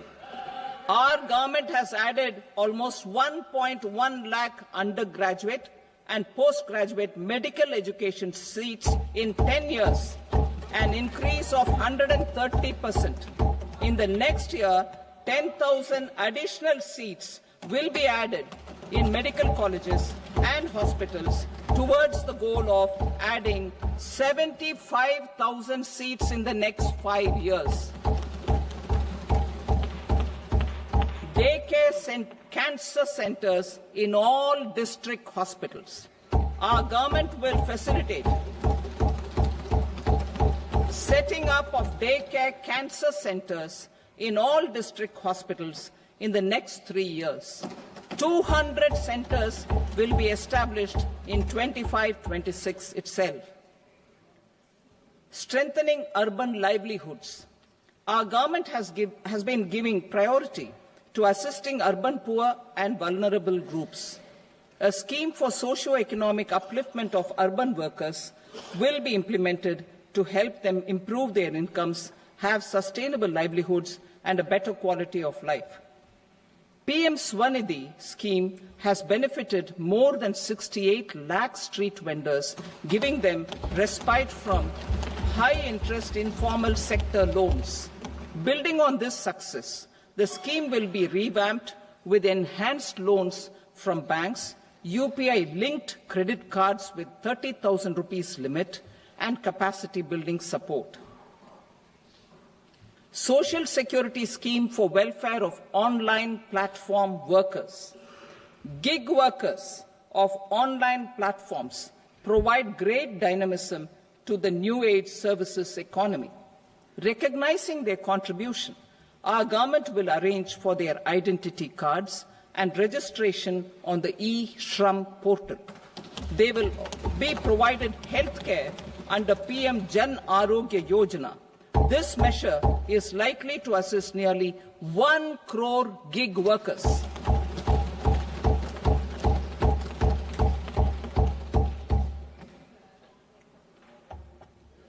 Investing in the economy. Public-private partnership in infrastructure. Each infrastructure-related ministry will come up with a 3-year pipeline of projects that can be implemented in PPP mode. States will also be encouraged to do so and can seek support from the India Infrastructure Project Development Fund, which is a scheme to prepare PPP proposals. Support to states for infrastructure. An outlay of 1.5 lakh crore is proposed for the 50-year interest-free loans to states for capital expenditure and incentives for reforms. Building on the success of the first asset monetization plan announced in 2021, the second plan for 2025 to 30 will be launched to plow back capital of 10 lakh crore in new projects. Regulatory and fiscal measures will be fine-tuned to support the plan. Jal Jeevan Mission. Since 2019, 15 crore households representing 80% of India's rural population have been provided access to portable tap water connections. To achieve 100% coverage, I am pleased to announce the extension of this mission until 2028 with an enhanced total outlay. The mission's focus will be on the quality of infrastructure and O&M of rural piped water supply schemes through Jan Bhagidari. A separate MOU or separate MOUs will be signed with the states and union territories to ensure sustainability and citizen-centric water services delivery. Urban sector reforms. Building on the July budget proposals, urban sector reforms related to governance, municipal services, urban land and planning will be incentivized. Urban Challenge Fund. the government will set up an urban challenge fund of 1 lakh crore rupees to implement the proposals for cities as growth hubs, creative redevelopment of cities, and for water and sanitation purposes announced in the July budget. This fund will finance up to 25% of the cost of bankable projects, with a stipulation that at least 50% of the cost is funded from bonds, bank loans, and PPPs. An allocation of 10,000 crore is proposed in 2025-26. Power sector reforms. We will incentivize electricity distribution reforms and augmentation of intra-state transmission capacity by states. This will improve financial health and capacity of electricity companies. Additional borrowing of 0.5% of GSDP will be allowed to states contingent on these reforms. Nuclear energy mission for Vikasit Bharat. Development of at least 100 gigawatt of nuclear energy by 2047 is essential for our energy transition efforts. For an active partnership with the private sector towards this goal, amendments to the Atomic Energy Act and the Civil Liability for Nuclear Damage Act will be taken up. A nuclear energy mission for research and development of small modular reactors with an outlay of 20,000 crore will be set up. At least 5 indigenously developed small modular reactors will be operationalized by 2033. Shipbuilding.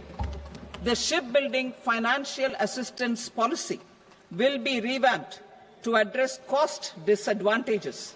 This will also include credit notes for shipbreaking in Indian yards to promote the circular economy.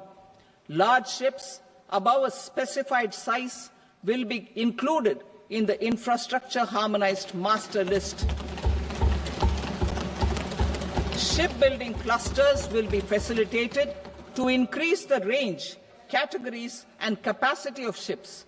This will include additional infrastructure, facilities, skilling, and technology to develop the entire ecosystem. Maritime Development Fund.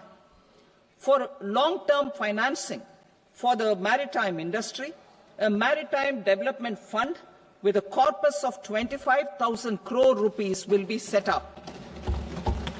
This will be for distributed support and promoting competition. This will have up to 49% contribution by the government, and the balance will be mobilized from ports and from private sector. UDAN regional connectivity schemes. UDAN has enabled 1.5 crore middle-class people to meet their aspirations for speedier travel.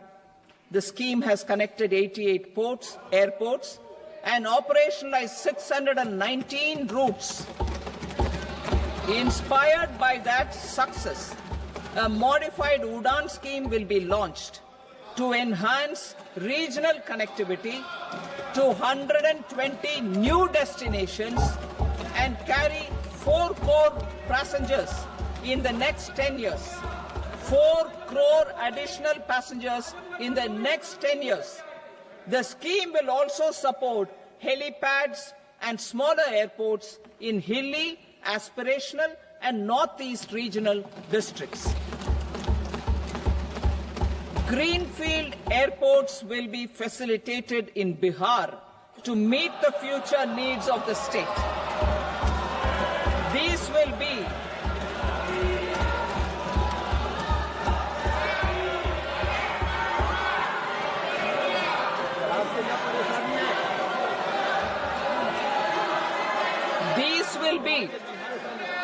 These will be in addition to the expansion of the capacity of Patna Airport and a brownfield airport in Beta.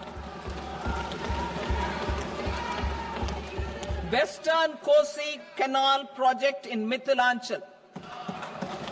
Financial support will be provided for the Western Kosi Canal ERM project, benefiting a large number of farmers cultivating over 50,000 hectares of land in the Mithilanchal region of Bihar. Mining sector reforms. Mining sector reforms, including those for minor minerals, will be encouraged through sharing of best practices and institutions of a state mining index. A policy for recovery of critical minerals from tailings will be brought out. Under the special window for affordable and mid-income housing, SWAMI, 50,000 dwelling units in stressed housing projects have been completed and keys handed over to home buyers. Another 40,000 units will be completed in 2025, further helping middle-class families who were paying EMIs on loans taken for apartments while also paying rent for their current dwellings. Building on this success, SWAMI Fund 2 will be established as a blended finance facility with contribution from the government, banks and private investors. This fund of 15,000 crore rupees will aim for expeditious completion of another 1 lakh units. PM Gati Shakti data for private sector. For furthering PPPs and assisting the private sector in project planning, access to relevant data and maps from the PM Gati Shakti portal will be provided. Tourism for employment-led growth. Top 50 tourist destination sites in the country will be developed in partnership with states through a challenge mode. Land for building key infrastructure will have to be provided by the states. Hotels in these destinations will be included in the infrastructure harmonized list. The following measures will be taken for facilitating employment-led growth. Organizing intensive skill development programs for our youth, including in institutes of hospitality management. Providing mudra loans for homestays. Improving ease of travel and connectivity to tourist destinations. Providing performance-linked incentives to states for effective destination management, including tourist amenities, cleanliness, and marketing efforts. And introducing streamlined e-visa facilities along with visa fee waivers for certain tourist groups. Continuing with the emphasis on places of spiritual and religious significance, in the July budget, there will be a special focus on destinations related to the life and times of Lord Buddha. Medical tourism and heal in India. Medical tourism and heal in India will be promoted in partnership with the private sector along with capacity building and easier visa norms. Investing in innovation. To implement private sector-driven research, development and innovation initiatives announced in the July budget, I am now allocating 20,000 crore rupees for this purpose. A deep tech fund of funds will also be explored to catalyze the next generation startups as a part of this initiative.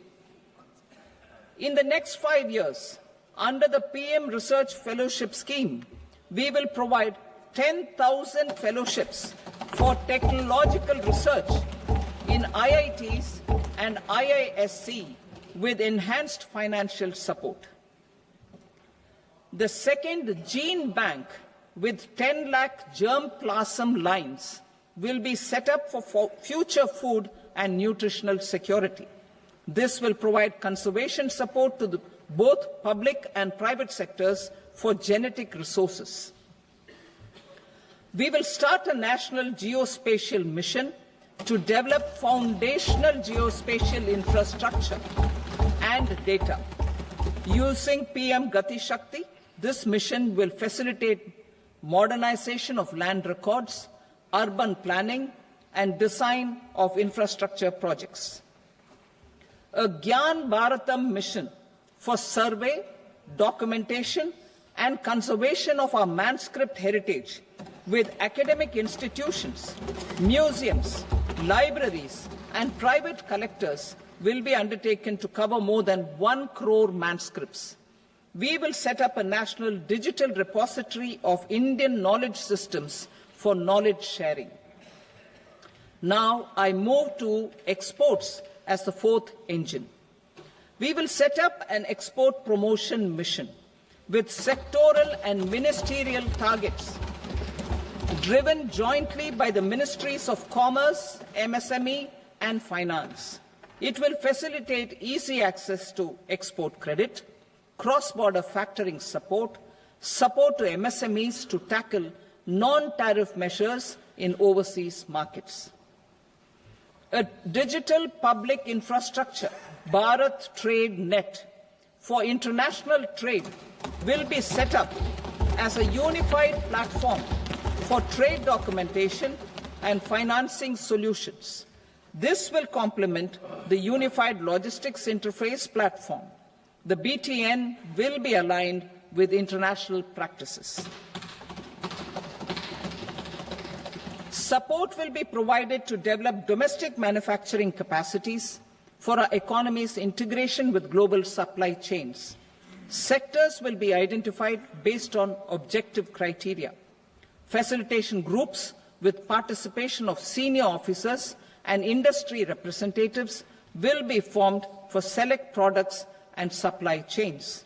Through this, there are huge opportunities related to Industry 4.0, which needs high skills and talent. Our youth have both. Our government will support the domestic electronic equipment industry to leverage this opportunity for the benefit of our youth. A national framework will be formulated as guidance to states for promoting global capability centers in emerging Tier 2 cities. This will suggest measures for enhancing availability of talent and infrastructure, building bylaw reforms, and mechanisms for collaboration with industry. Our government will facilitate upgradation of infrastructure and warehousing for air cargo, including high-value perishable horticultural produce. Cargo screening and customs protocol will be streamlined and made user-friendly. Reforms as the fuel. Over the past 10 years, our government has implemented several reforms for convenience of taxpayers, such as faceless assessment, 2, taxpayer charter, 3, faster returns, 4, almost 99% returns being on self-assessment, and 5, Vivad Se Vishwas scheme.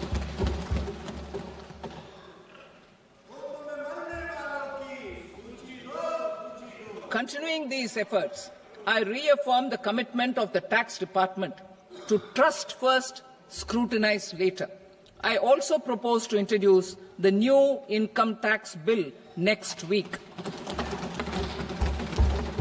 I will detail the indirect tax reforms and changes in direct taxes in Part B. Financial sector reforms. The FDI limit for the insurance sector will be raised from 74 to 100%. This enhanced limit will be available for those companies which invest the entire premium in India. The current guardrails and conditionalities associated with foreign investment will be reviewed and simplified. The services of India Post Payment Bank will be deepened and expanded in rural areas. NABFID will set up a partial credit enhancement facility for corporate bonds for infrastructure. Public sector banks will develop Grameen Credit Score Framework to serve the credit needs of SHG members and people in rural areas. A forum for regulatory coordination and development of pension products will be set up. To implement the earlier announcement on simplifying the KYC processes, the revamped Central KYC Registry will be rolled out in 2025. We will also implement a streamlined system for periodic updating. Requirements and procedures for speedy approval of company mergers will be rationalized. The scope for fast-track mergers will also be widened and the process made simpler. As proposed in the interim budget, we signed bilateral investment treaties with 2 countries in 2024 to encourage sustained foreign investment, and in the spirit of First Develop India, the current model BIT will be revamped and made more investor-friendly. In the last 10 years, in several aspects, including financial and non-financial, our government has demonstrated a steadfast commitment to ease of doing business. We are determined to ensure that our regulations must keep up with technological innovations and global policy developments. A light-touch regulatory framework based on principles and trust will unleash productivity and employment. Through this framework, we will update regulations that were made under old laws. To develop this modern, flexible, people-friendly and trust-based regulatory framework appropriate for the 21st century, I propose 4 specific measures. A high-level committee for regulatory reforms will be set up for a review of all non-financial sector regulations, certifications, licenses, and permissions. The committee will be expected to make recommendations within a year. The objective is to strengthen trust-based economic governance and take transformational measures to enhance ease of doing business, especially in matters of inspection and compliances. States will be encouraged to join in this endeavour. An investment friendliness index of states will be launched in 2025 to further the spirit of competitive, cooperative federalism. Under the Financial Stability and Development Council, a mechanism will be set up to evaluate impact of the current financial regulations and subsidiary instructions. It will also formulate a framework to enhance their responsiveness and development of the financial sector. In the Jan Vishwas Act 2023, more than 180 legal provisions were decriminalized. Our government will now bring up the Jan Vishwas Bill 2.0 to decriminalize more than 100 provisions in various laws. I now move to fiscal policy. In the July budget, I had committed to staying the course for fiscal consolidation. Our endeavour will be to keep the fiscal deficit each year such that central government debt remains on a declining path as a percentage of the GDP. The roadmap for the next 6 years has been detailed in the FRBM statement. Revised estimates for 2024-25. The revised estimate of the total receipts other than borrowings is 31.47 lakh crore rupees, of which the net tax receipts are 25.57 lakh crore rupees. The revised estimate of the total expenditure is 47.16 lakh crore rupees, of which the capital expenditure is about 10.18 lakh crore rupees. The revised estimate of the fiscal deficit is 4.8% of the GDP. Budget estimates for 25-26. Coming to 25-26, the total receipts other than borrowings and total expenditure are estimated at 34.96 lakh crore rupees and 50.65 lakh crore rupees respectively. The net tax receipts are estimated at 28.37 lakh crore rupees. The fiscal deficit is estimated to be 4.4% of GDP.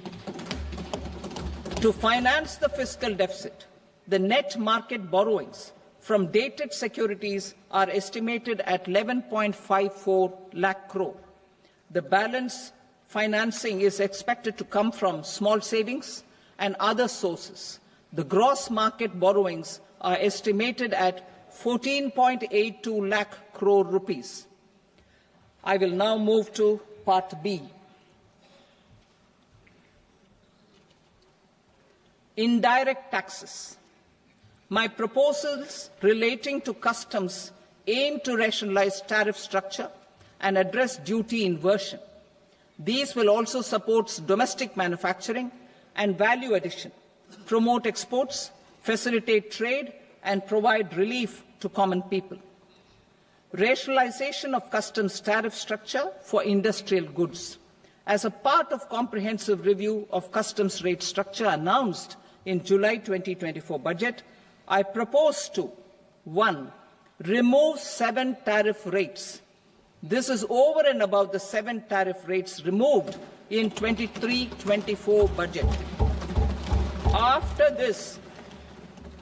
this, there will be only 8 remaining tariff rates, including 0 rate. 2.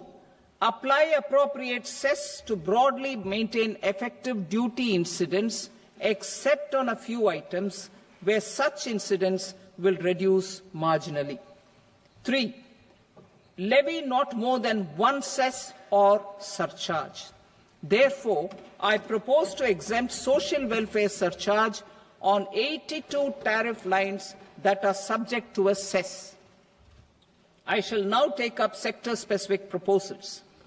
To provide relief to patients, particularly those suffering from cancer, rare diseases, and other severe chronic diseases, I propose to add 36 life-saving drugs and medicines to the list of medicines fully exempted from basic custom duty.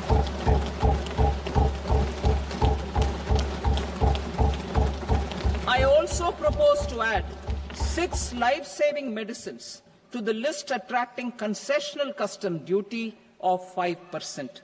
Full exemption and concessional duty will also respectively apply on the bulk drugs for manufacture of the above. Specified drugs and medicines under patient assistance programs run by the pharmaceutical companies are fully exempt from BCD, provided the medicines are supplied free of cost to the patients. I propose to add 37 more medicines along with 13 new patient assistance programs. Support to domestic manufacturing and value addition. Critical minerals. In the July 2024 budget, I had fully exempted BCD on 25 critical minerals that are not domestically available. I had also reduced BCD of 2 other such minerals to provide a major fillip to their processing, especially by MSMEs.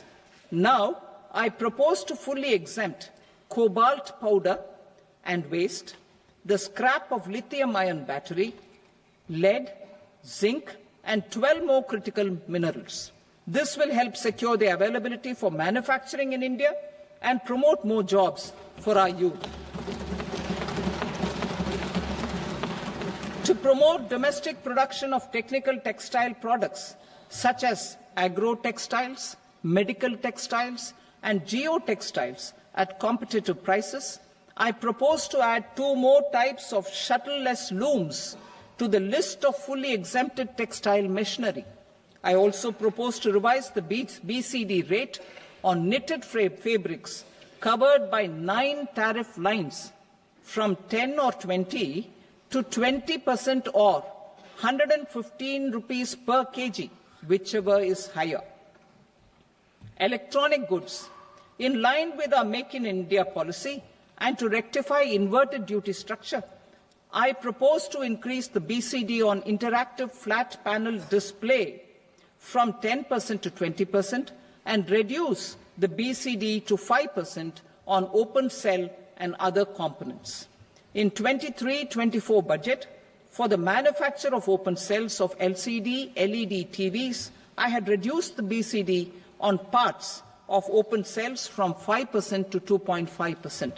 To further boost the manufacture of such open cells, the BCD on these parts will now stand exempted. Lithium-ion battery. To the list of exempted capital goods, I propose to add 35 additional capital goods for EV battery manufacturing and 28 additional capital goods for mobile phone battery manufacturing. This will boost domestic manufacture of lithium-ion batteries, both for mobile phones and for electric vehicles. Shipping sector. Considering that shipbuilding has a long gestation period, I propose to continue the exemption of BCD on raw materials, components, consumables, or parts for the manufacture of ships for another 10 years.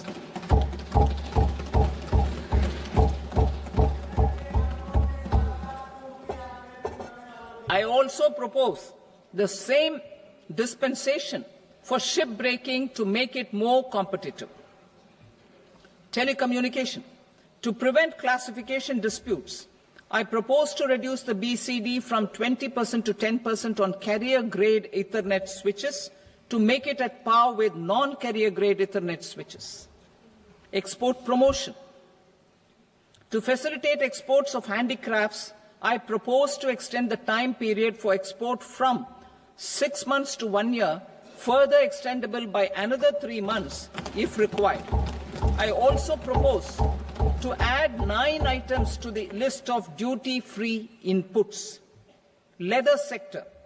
I propose to fully exempt BCD on wet blue leather to facilitate imports for domestic value addition and employment. I also propose to exempt crust leather from 20% export duty to facilitate exports by small tanners. Marine products. To enhance India's competitiveness in the global seafood market, I propose to reduce BCD from 30% to 5% on frozen fish paste, surimi, for manufacture and export of its analog products. I also propose to reduce BCD from 15% to 5% on fish hydrolysates for manufacture of fish and shrimp feed. In July 2024 budget, to promote development of domestic MROs for aircraft and ships, I had extended the time limit for export of foreign origin goods that were imported for repairs from 6 months to 1 year and further extendable by 1 year. I now propose to extend the same dispensation for railway goods. Time limit for provisional assessment. Presently, the Customs Act 1962 does not provide any time limit to finalize provisional assessments, leading to uncertainty and cost to trade. As a measure of promoting ease of doing business, I propose to fix a time limit of 2 years, extendable by a year, for finalizing the provisional assessment.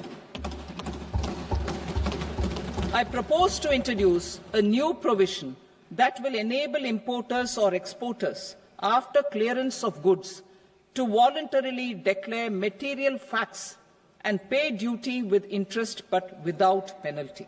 This will incentivize voluntary compliance. However, this will not apply in cases where department has already initiated audit or investigation proceedings. For industry to better plan their imports, I propose to extend the time limit for the end use of imported inputs in the relevant rules from 6 months to 1 year. This will provide operational flexibility in view of cost and uncertainty of supply.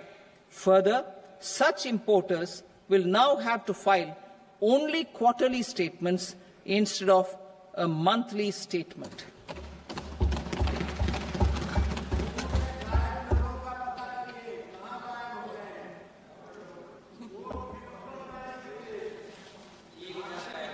I now come to my direct tax proposals.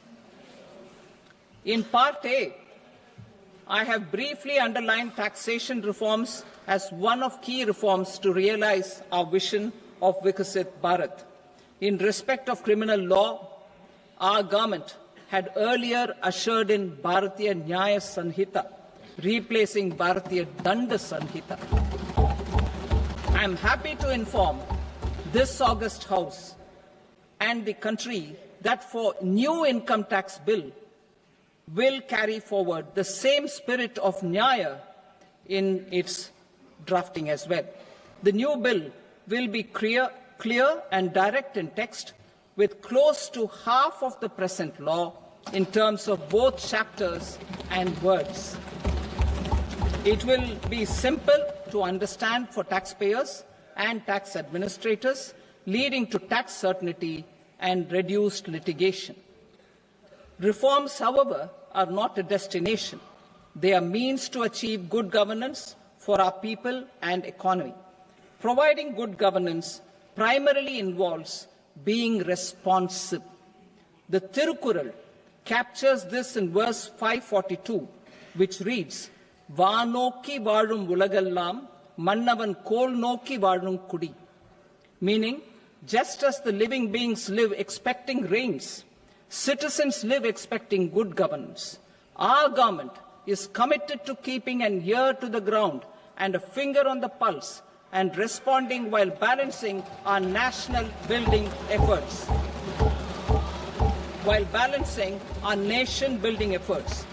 The following measures will detail just how our government will, under the guidance of PM Modi, has taken steps to understand and address. I repeat that sentence, sir. The following measures will detail just how our government, under the guidance of PM Modi, has taken steps to understand and address the needs voiced by our citizens. My tax proposals are guided by this spirit. The objectives of my proposals are as follows. Personal income tax reforms with special focus on middle class. Rationalization of TDS and TCS for easing difficulties. Encouraging voluntary compliance. Reducing compliance burden. Ease of doing business, employment and investment. I will come to my proposal on personal income tax towards the end. TDS and TCS, rationalization for easing difficulties. I propose to rationalize tax deduction at source, TDS, by reducing the number of rates and thresholds above which TDS is deducted. Further, threshold amounts for tax deduction will be increased for better clarity and uniformity. The limit for tax deduction on interest for senior citizens is being doubled from the present 50,000 rupees to 1 lakh rupees. Similarly, the annual limit of 2.40 lakh rupees for TDS on rent is being increased to 6 lakh rupees. This will reduce the number of transactions liable to TDS, thus benefiting small taxpayers receiving small payments.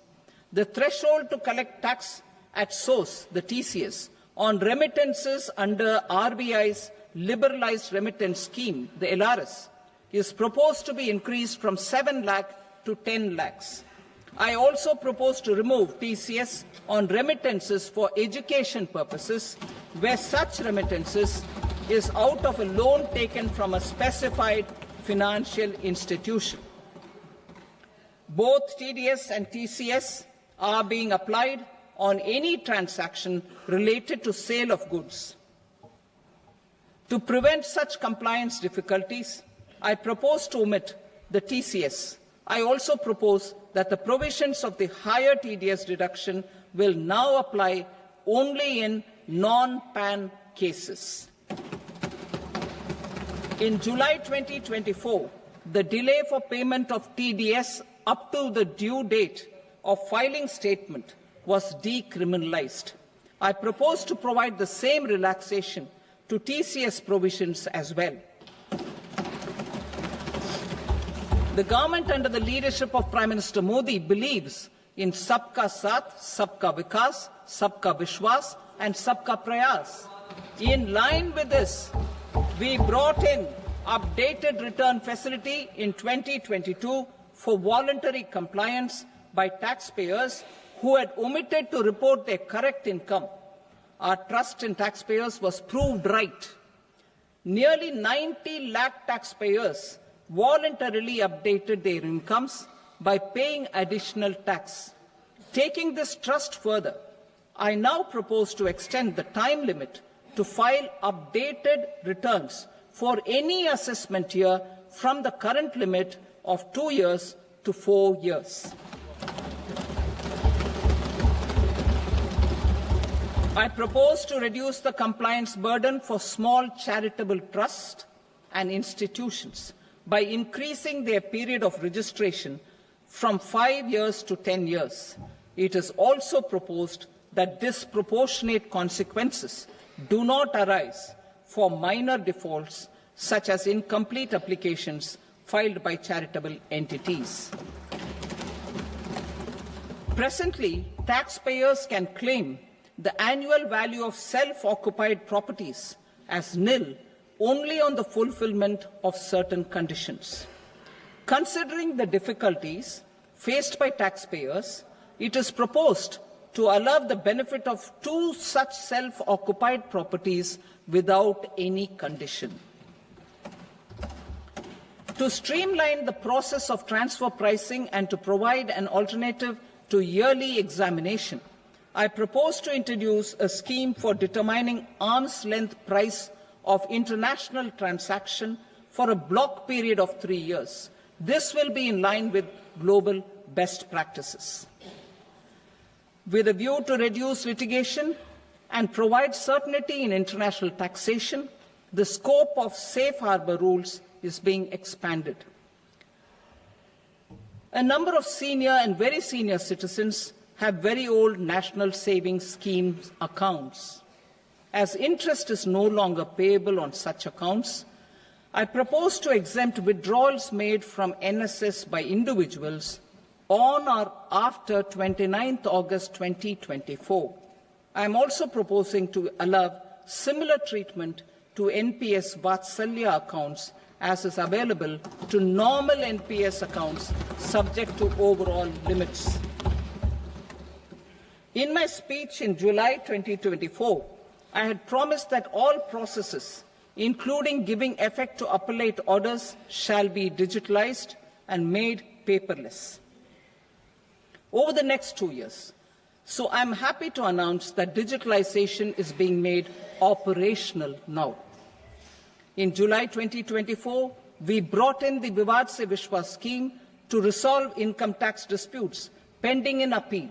The scheme has received a great response, with nearly 33,000 taxpayers having availed of the scheme to settle their disputes. I have a few proposals to promote investment and employment.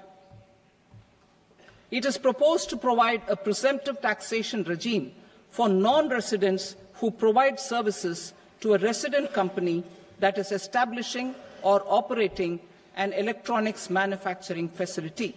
I further propose to introduce a safe harbor for tax certainty for non-residents who store components for supply to specified electronics manufacturing units. Presently, the tonnage tax scheme is available only to sea-going ships.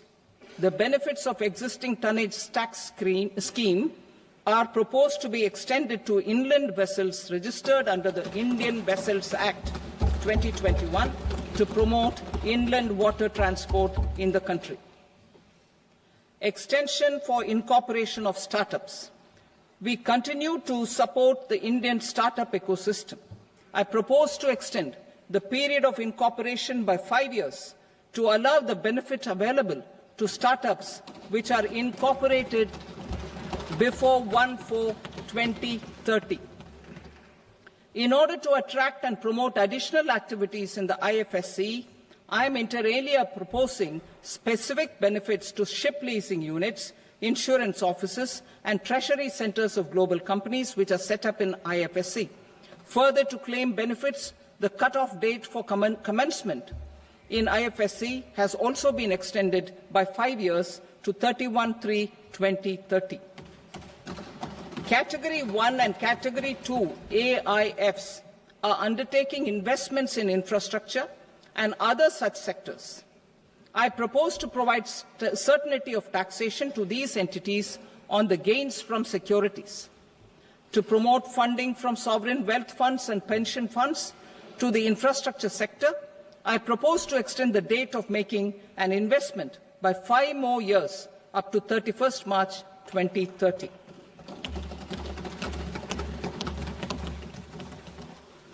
Personal income tax reforms with special focus on middle class. Democracy, demography, and demand are the key support pillars in our journey towards Vikasit Bharat. The middle class provides strength for India's growth. This government, under the leadership of Prime Minister Modi, has always believed in the admirable energy and ability of the middle class in nation building. In recognition of their contribution,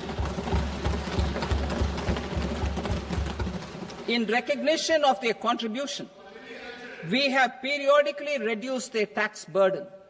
Right after 2014, the nil tax slab was raised to 2.5 lakhs of rupees, which was further raised to 5 lakh rupees in 2019 and to 7 lakh rupees in 2023. This is reflective of our government's trust on the middle class taxpayers. I am now happy to announce that there will be no income tax payable up to income of 12 lakh rupees.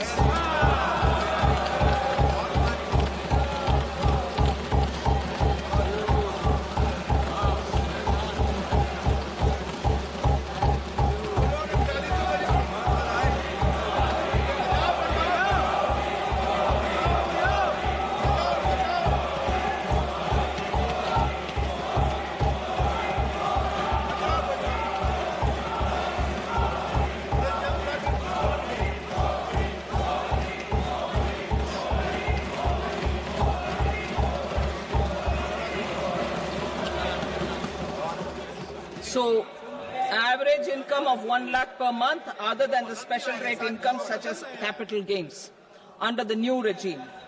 This limit will be 12.75 lakh for salaried taxpayers due to the standard deduction of 75,000.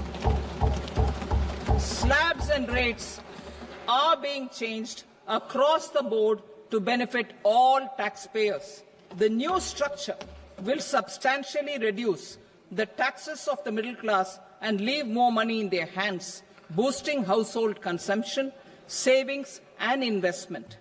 In the new tax regime, I propose to revise tax rate structures as follows: 0 to 4 lakh rupees nil, 4.8 lakh rupees to 4 to 8 lakh rupees 5%, 8 to 12 lakh rupees 10%, 12 to 16 lakh rupees 15%, 16 to 20 lakh rupees 20%, 20 to 24 lakh rupees 25%, and above 24 lakh rupees 30%. To taxpayers up to 12 lakh of normal income, other than special rate income such as capital gains. I read that again. To taxpayers up to 12 lakh of income, other than special rate income such as capital gains, tax rebate is being provided in addition to the benefit due to slab rate reduction in such a manner that there is no tax payable by them. The total tax benefit of slab rate changes and rebate at different income levels can be illustrated with a few examples. A taxpayer in the new regime with an income of 12 lakh rupees will get a benefit of 80,000 rupees in tax, which is 100% of tax payable as per the existing rates. A person having income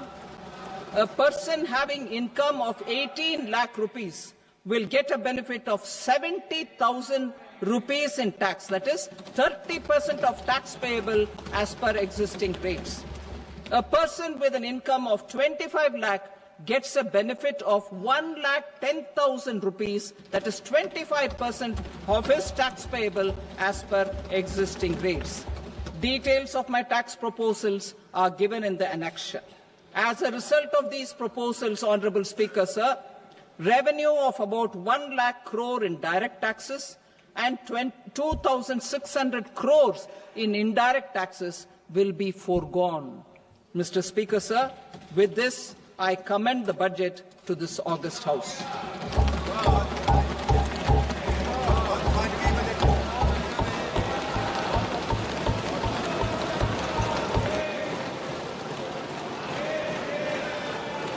Item number 2, Srimati Nirmalasitharaman.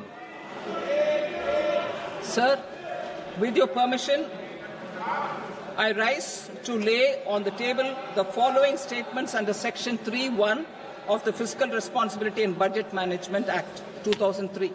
Medium-term fiscal policy cum fiscal policy strategy statement and macroeconomic framework statement. Item number 3, Srimati Nirmalasitharaman. Sir, with your permission, I rise to move for leave to introduce the Finance Bill 2025. प्रश्न ये है कि विधेयक को पुनर्स्थापित करने की अनुमति प्रदान की जाए। जो सदस्य इसके पक्ष में हाँ कहें, जो सदस्य विरोध में ना कहें। मेरे विचार में निर्णय हाँ वालों के पक्ष में हुआ, हाँ वालों के पक्ष में अनुमति प्रदान की जाती है। माननीय मंत्री जी, अब विधेयक को पुनर्स्थापित करें। Sir, I introduce the bill. Thank you. सभा की कार्रवाई सोमवार दिनांक 3 फरवरी 2025 को प्राप्त 11 बजे तक के लिए स्थगित की जाती है।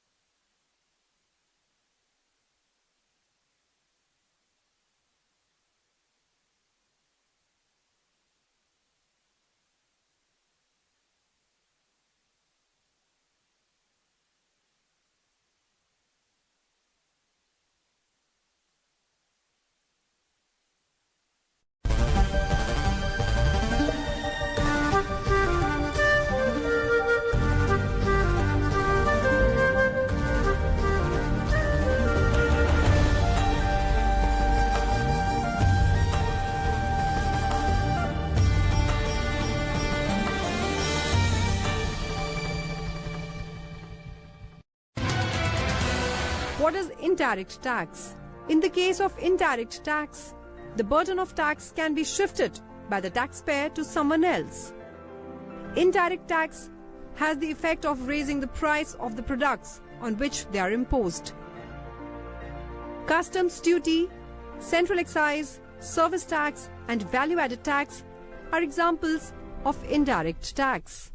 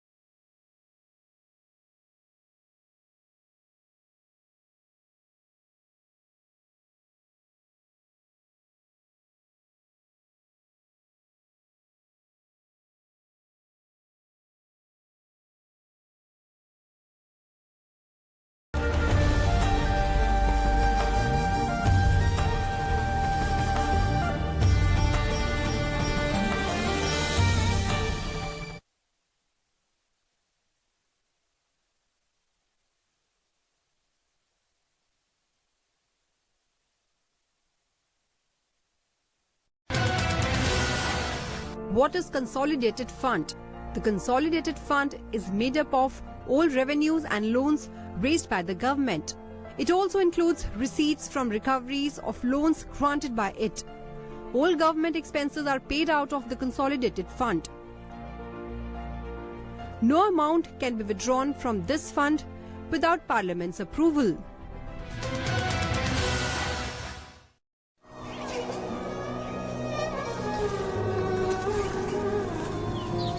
भारतीय सनातन संस्कृति का महाआयोजन महाकुंभ इस बार मात्र आध्यात्मिक, सांस्कृतिक, आस्था व श्रद्धा को ही समर्पित नहीं होगा।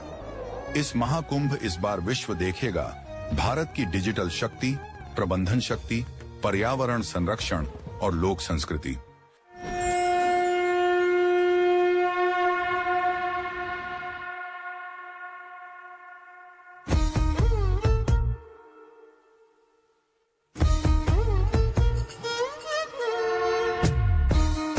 डिजिटल शक्ति से लैस महाकुंभ में यात्रियों के लिए है डिजिटल सहायक, जो 10 विभिन्न भाषाओं में Mahakumbh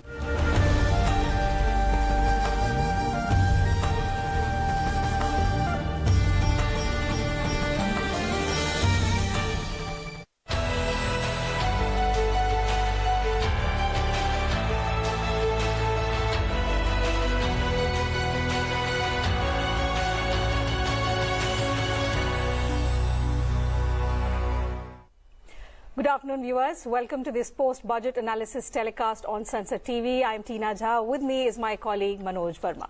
So, Finance Minister Nirmalasitharaman has presented the Union Budget for the year 2025-26 in Parliament, which was her 8th consecutive budget presentation, and in which she outlined the core priorities of Budget 2025, emphasizing 5 key objectives, which are driving economic growth, ensuring inclusive development, boosting private sector investment, strengthening household consumption, enhancing the spending power of India's expanding middle class. The finance minister said this budget aims at transformative reforms in 6 areas, which include taxation, financial sector, the power sector, urban development, mining and regulatory reforms. Also aiming to stimulate economic expansion, enhance infrastructure, improve governance and promote sustainable development across multiple sectors. She reiterated that these remain central to the government's agenda. We'll be talking about some of these broad objectives that the government has outlined in greater detail with distinguished experts who are joining us on the program. I'm delighted to welcome in the studio Dr. Priyadarshi Dash, Associate Professor at Research and Information System for Developing Countries, New Delhi. And also joining us virtually is Professor M.K. Agarwal, Professor of Economics, Lucknow University. Manoj?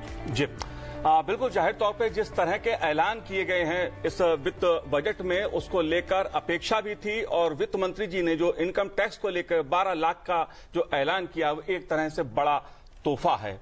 जाहिर सी बात है, समावेशी विकास की बात है, विकास को कैसे गति दी जाए इस पे जोर दिया गया है बजट में, खासतौर से शिक्षा और स्वास्थ्य के जरिए एक आत्मनिर्भर भारत और साथ ही विकसित भारत का लक्ष्य ये फोकस है पूरे बजट का। लेकिन इसके अलग अलग पहलू हैं जिन पर हम चर्चा करेंगे, उन सभी पहलुओं से आपको अवगत कराने की कोशिश करेंगे जिनका उल्लेख वित्त मंत्री जी ने अपने बजट में किया है। टीना, Absolutely. So we'll get into the sector specific allocations, the kind of focus that the government has provided to the middle class, to different sectors as well.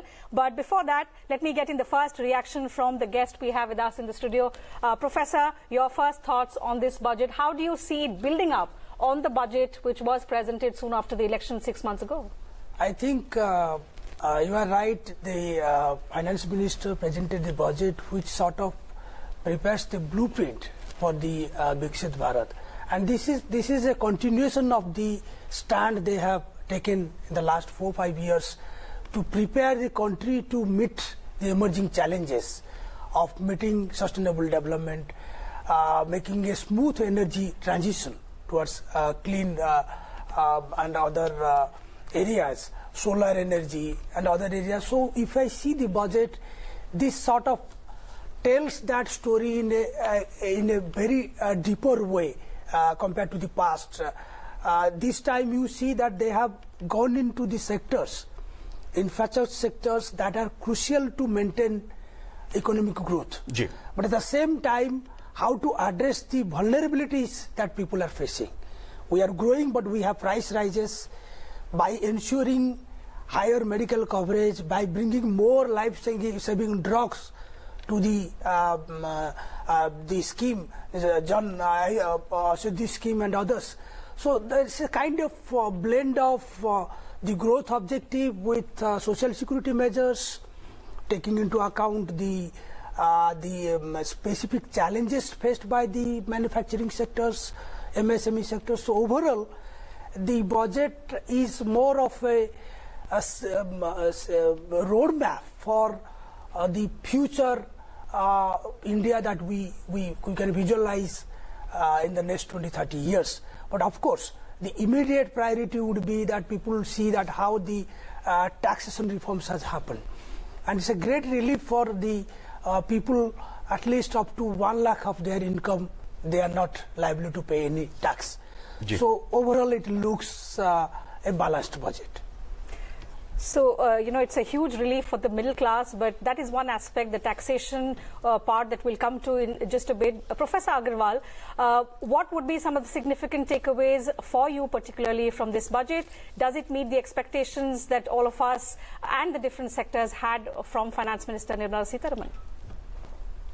See, as far as expectation of different sectors, it is never completed, but whatever we discussed and whatever we aspired for the, taking the economy forward at very high pace, while taking all on board, that is the inclusive growth strategy and pushing the economy forward, we believe that whatever we discussed in the morning, that came true.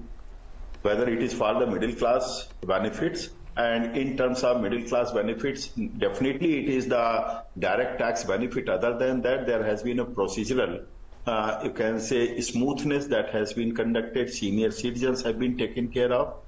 Besides, if you are looking at the things through this, what has Nirmalasitharaman has done is that is linking it with the growth strategy.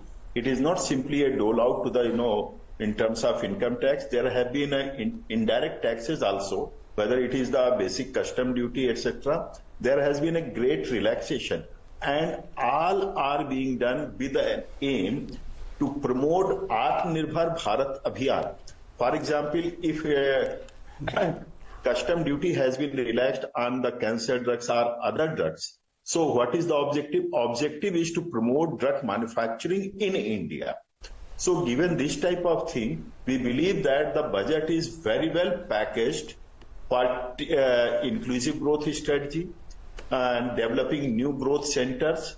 Whatever it is called, it is the growth engines that Nirmalasitharaman has called. There are 4 growth engines she has defined through.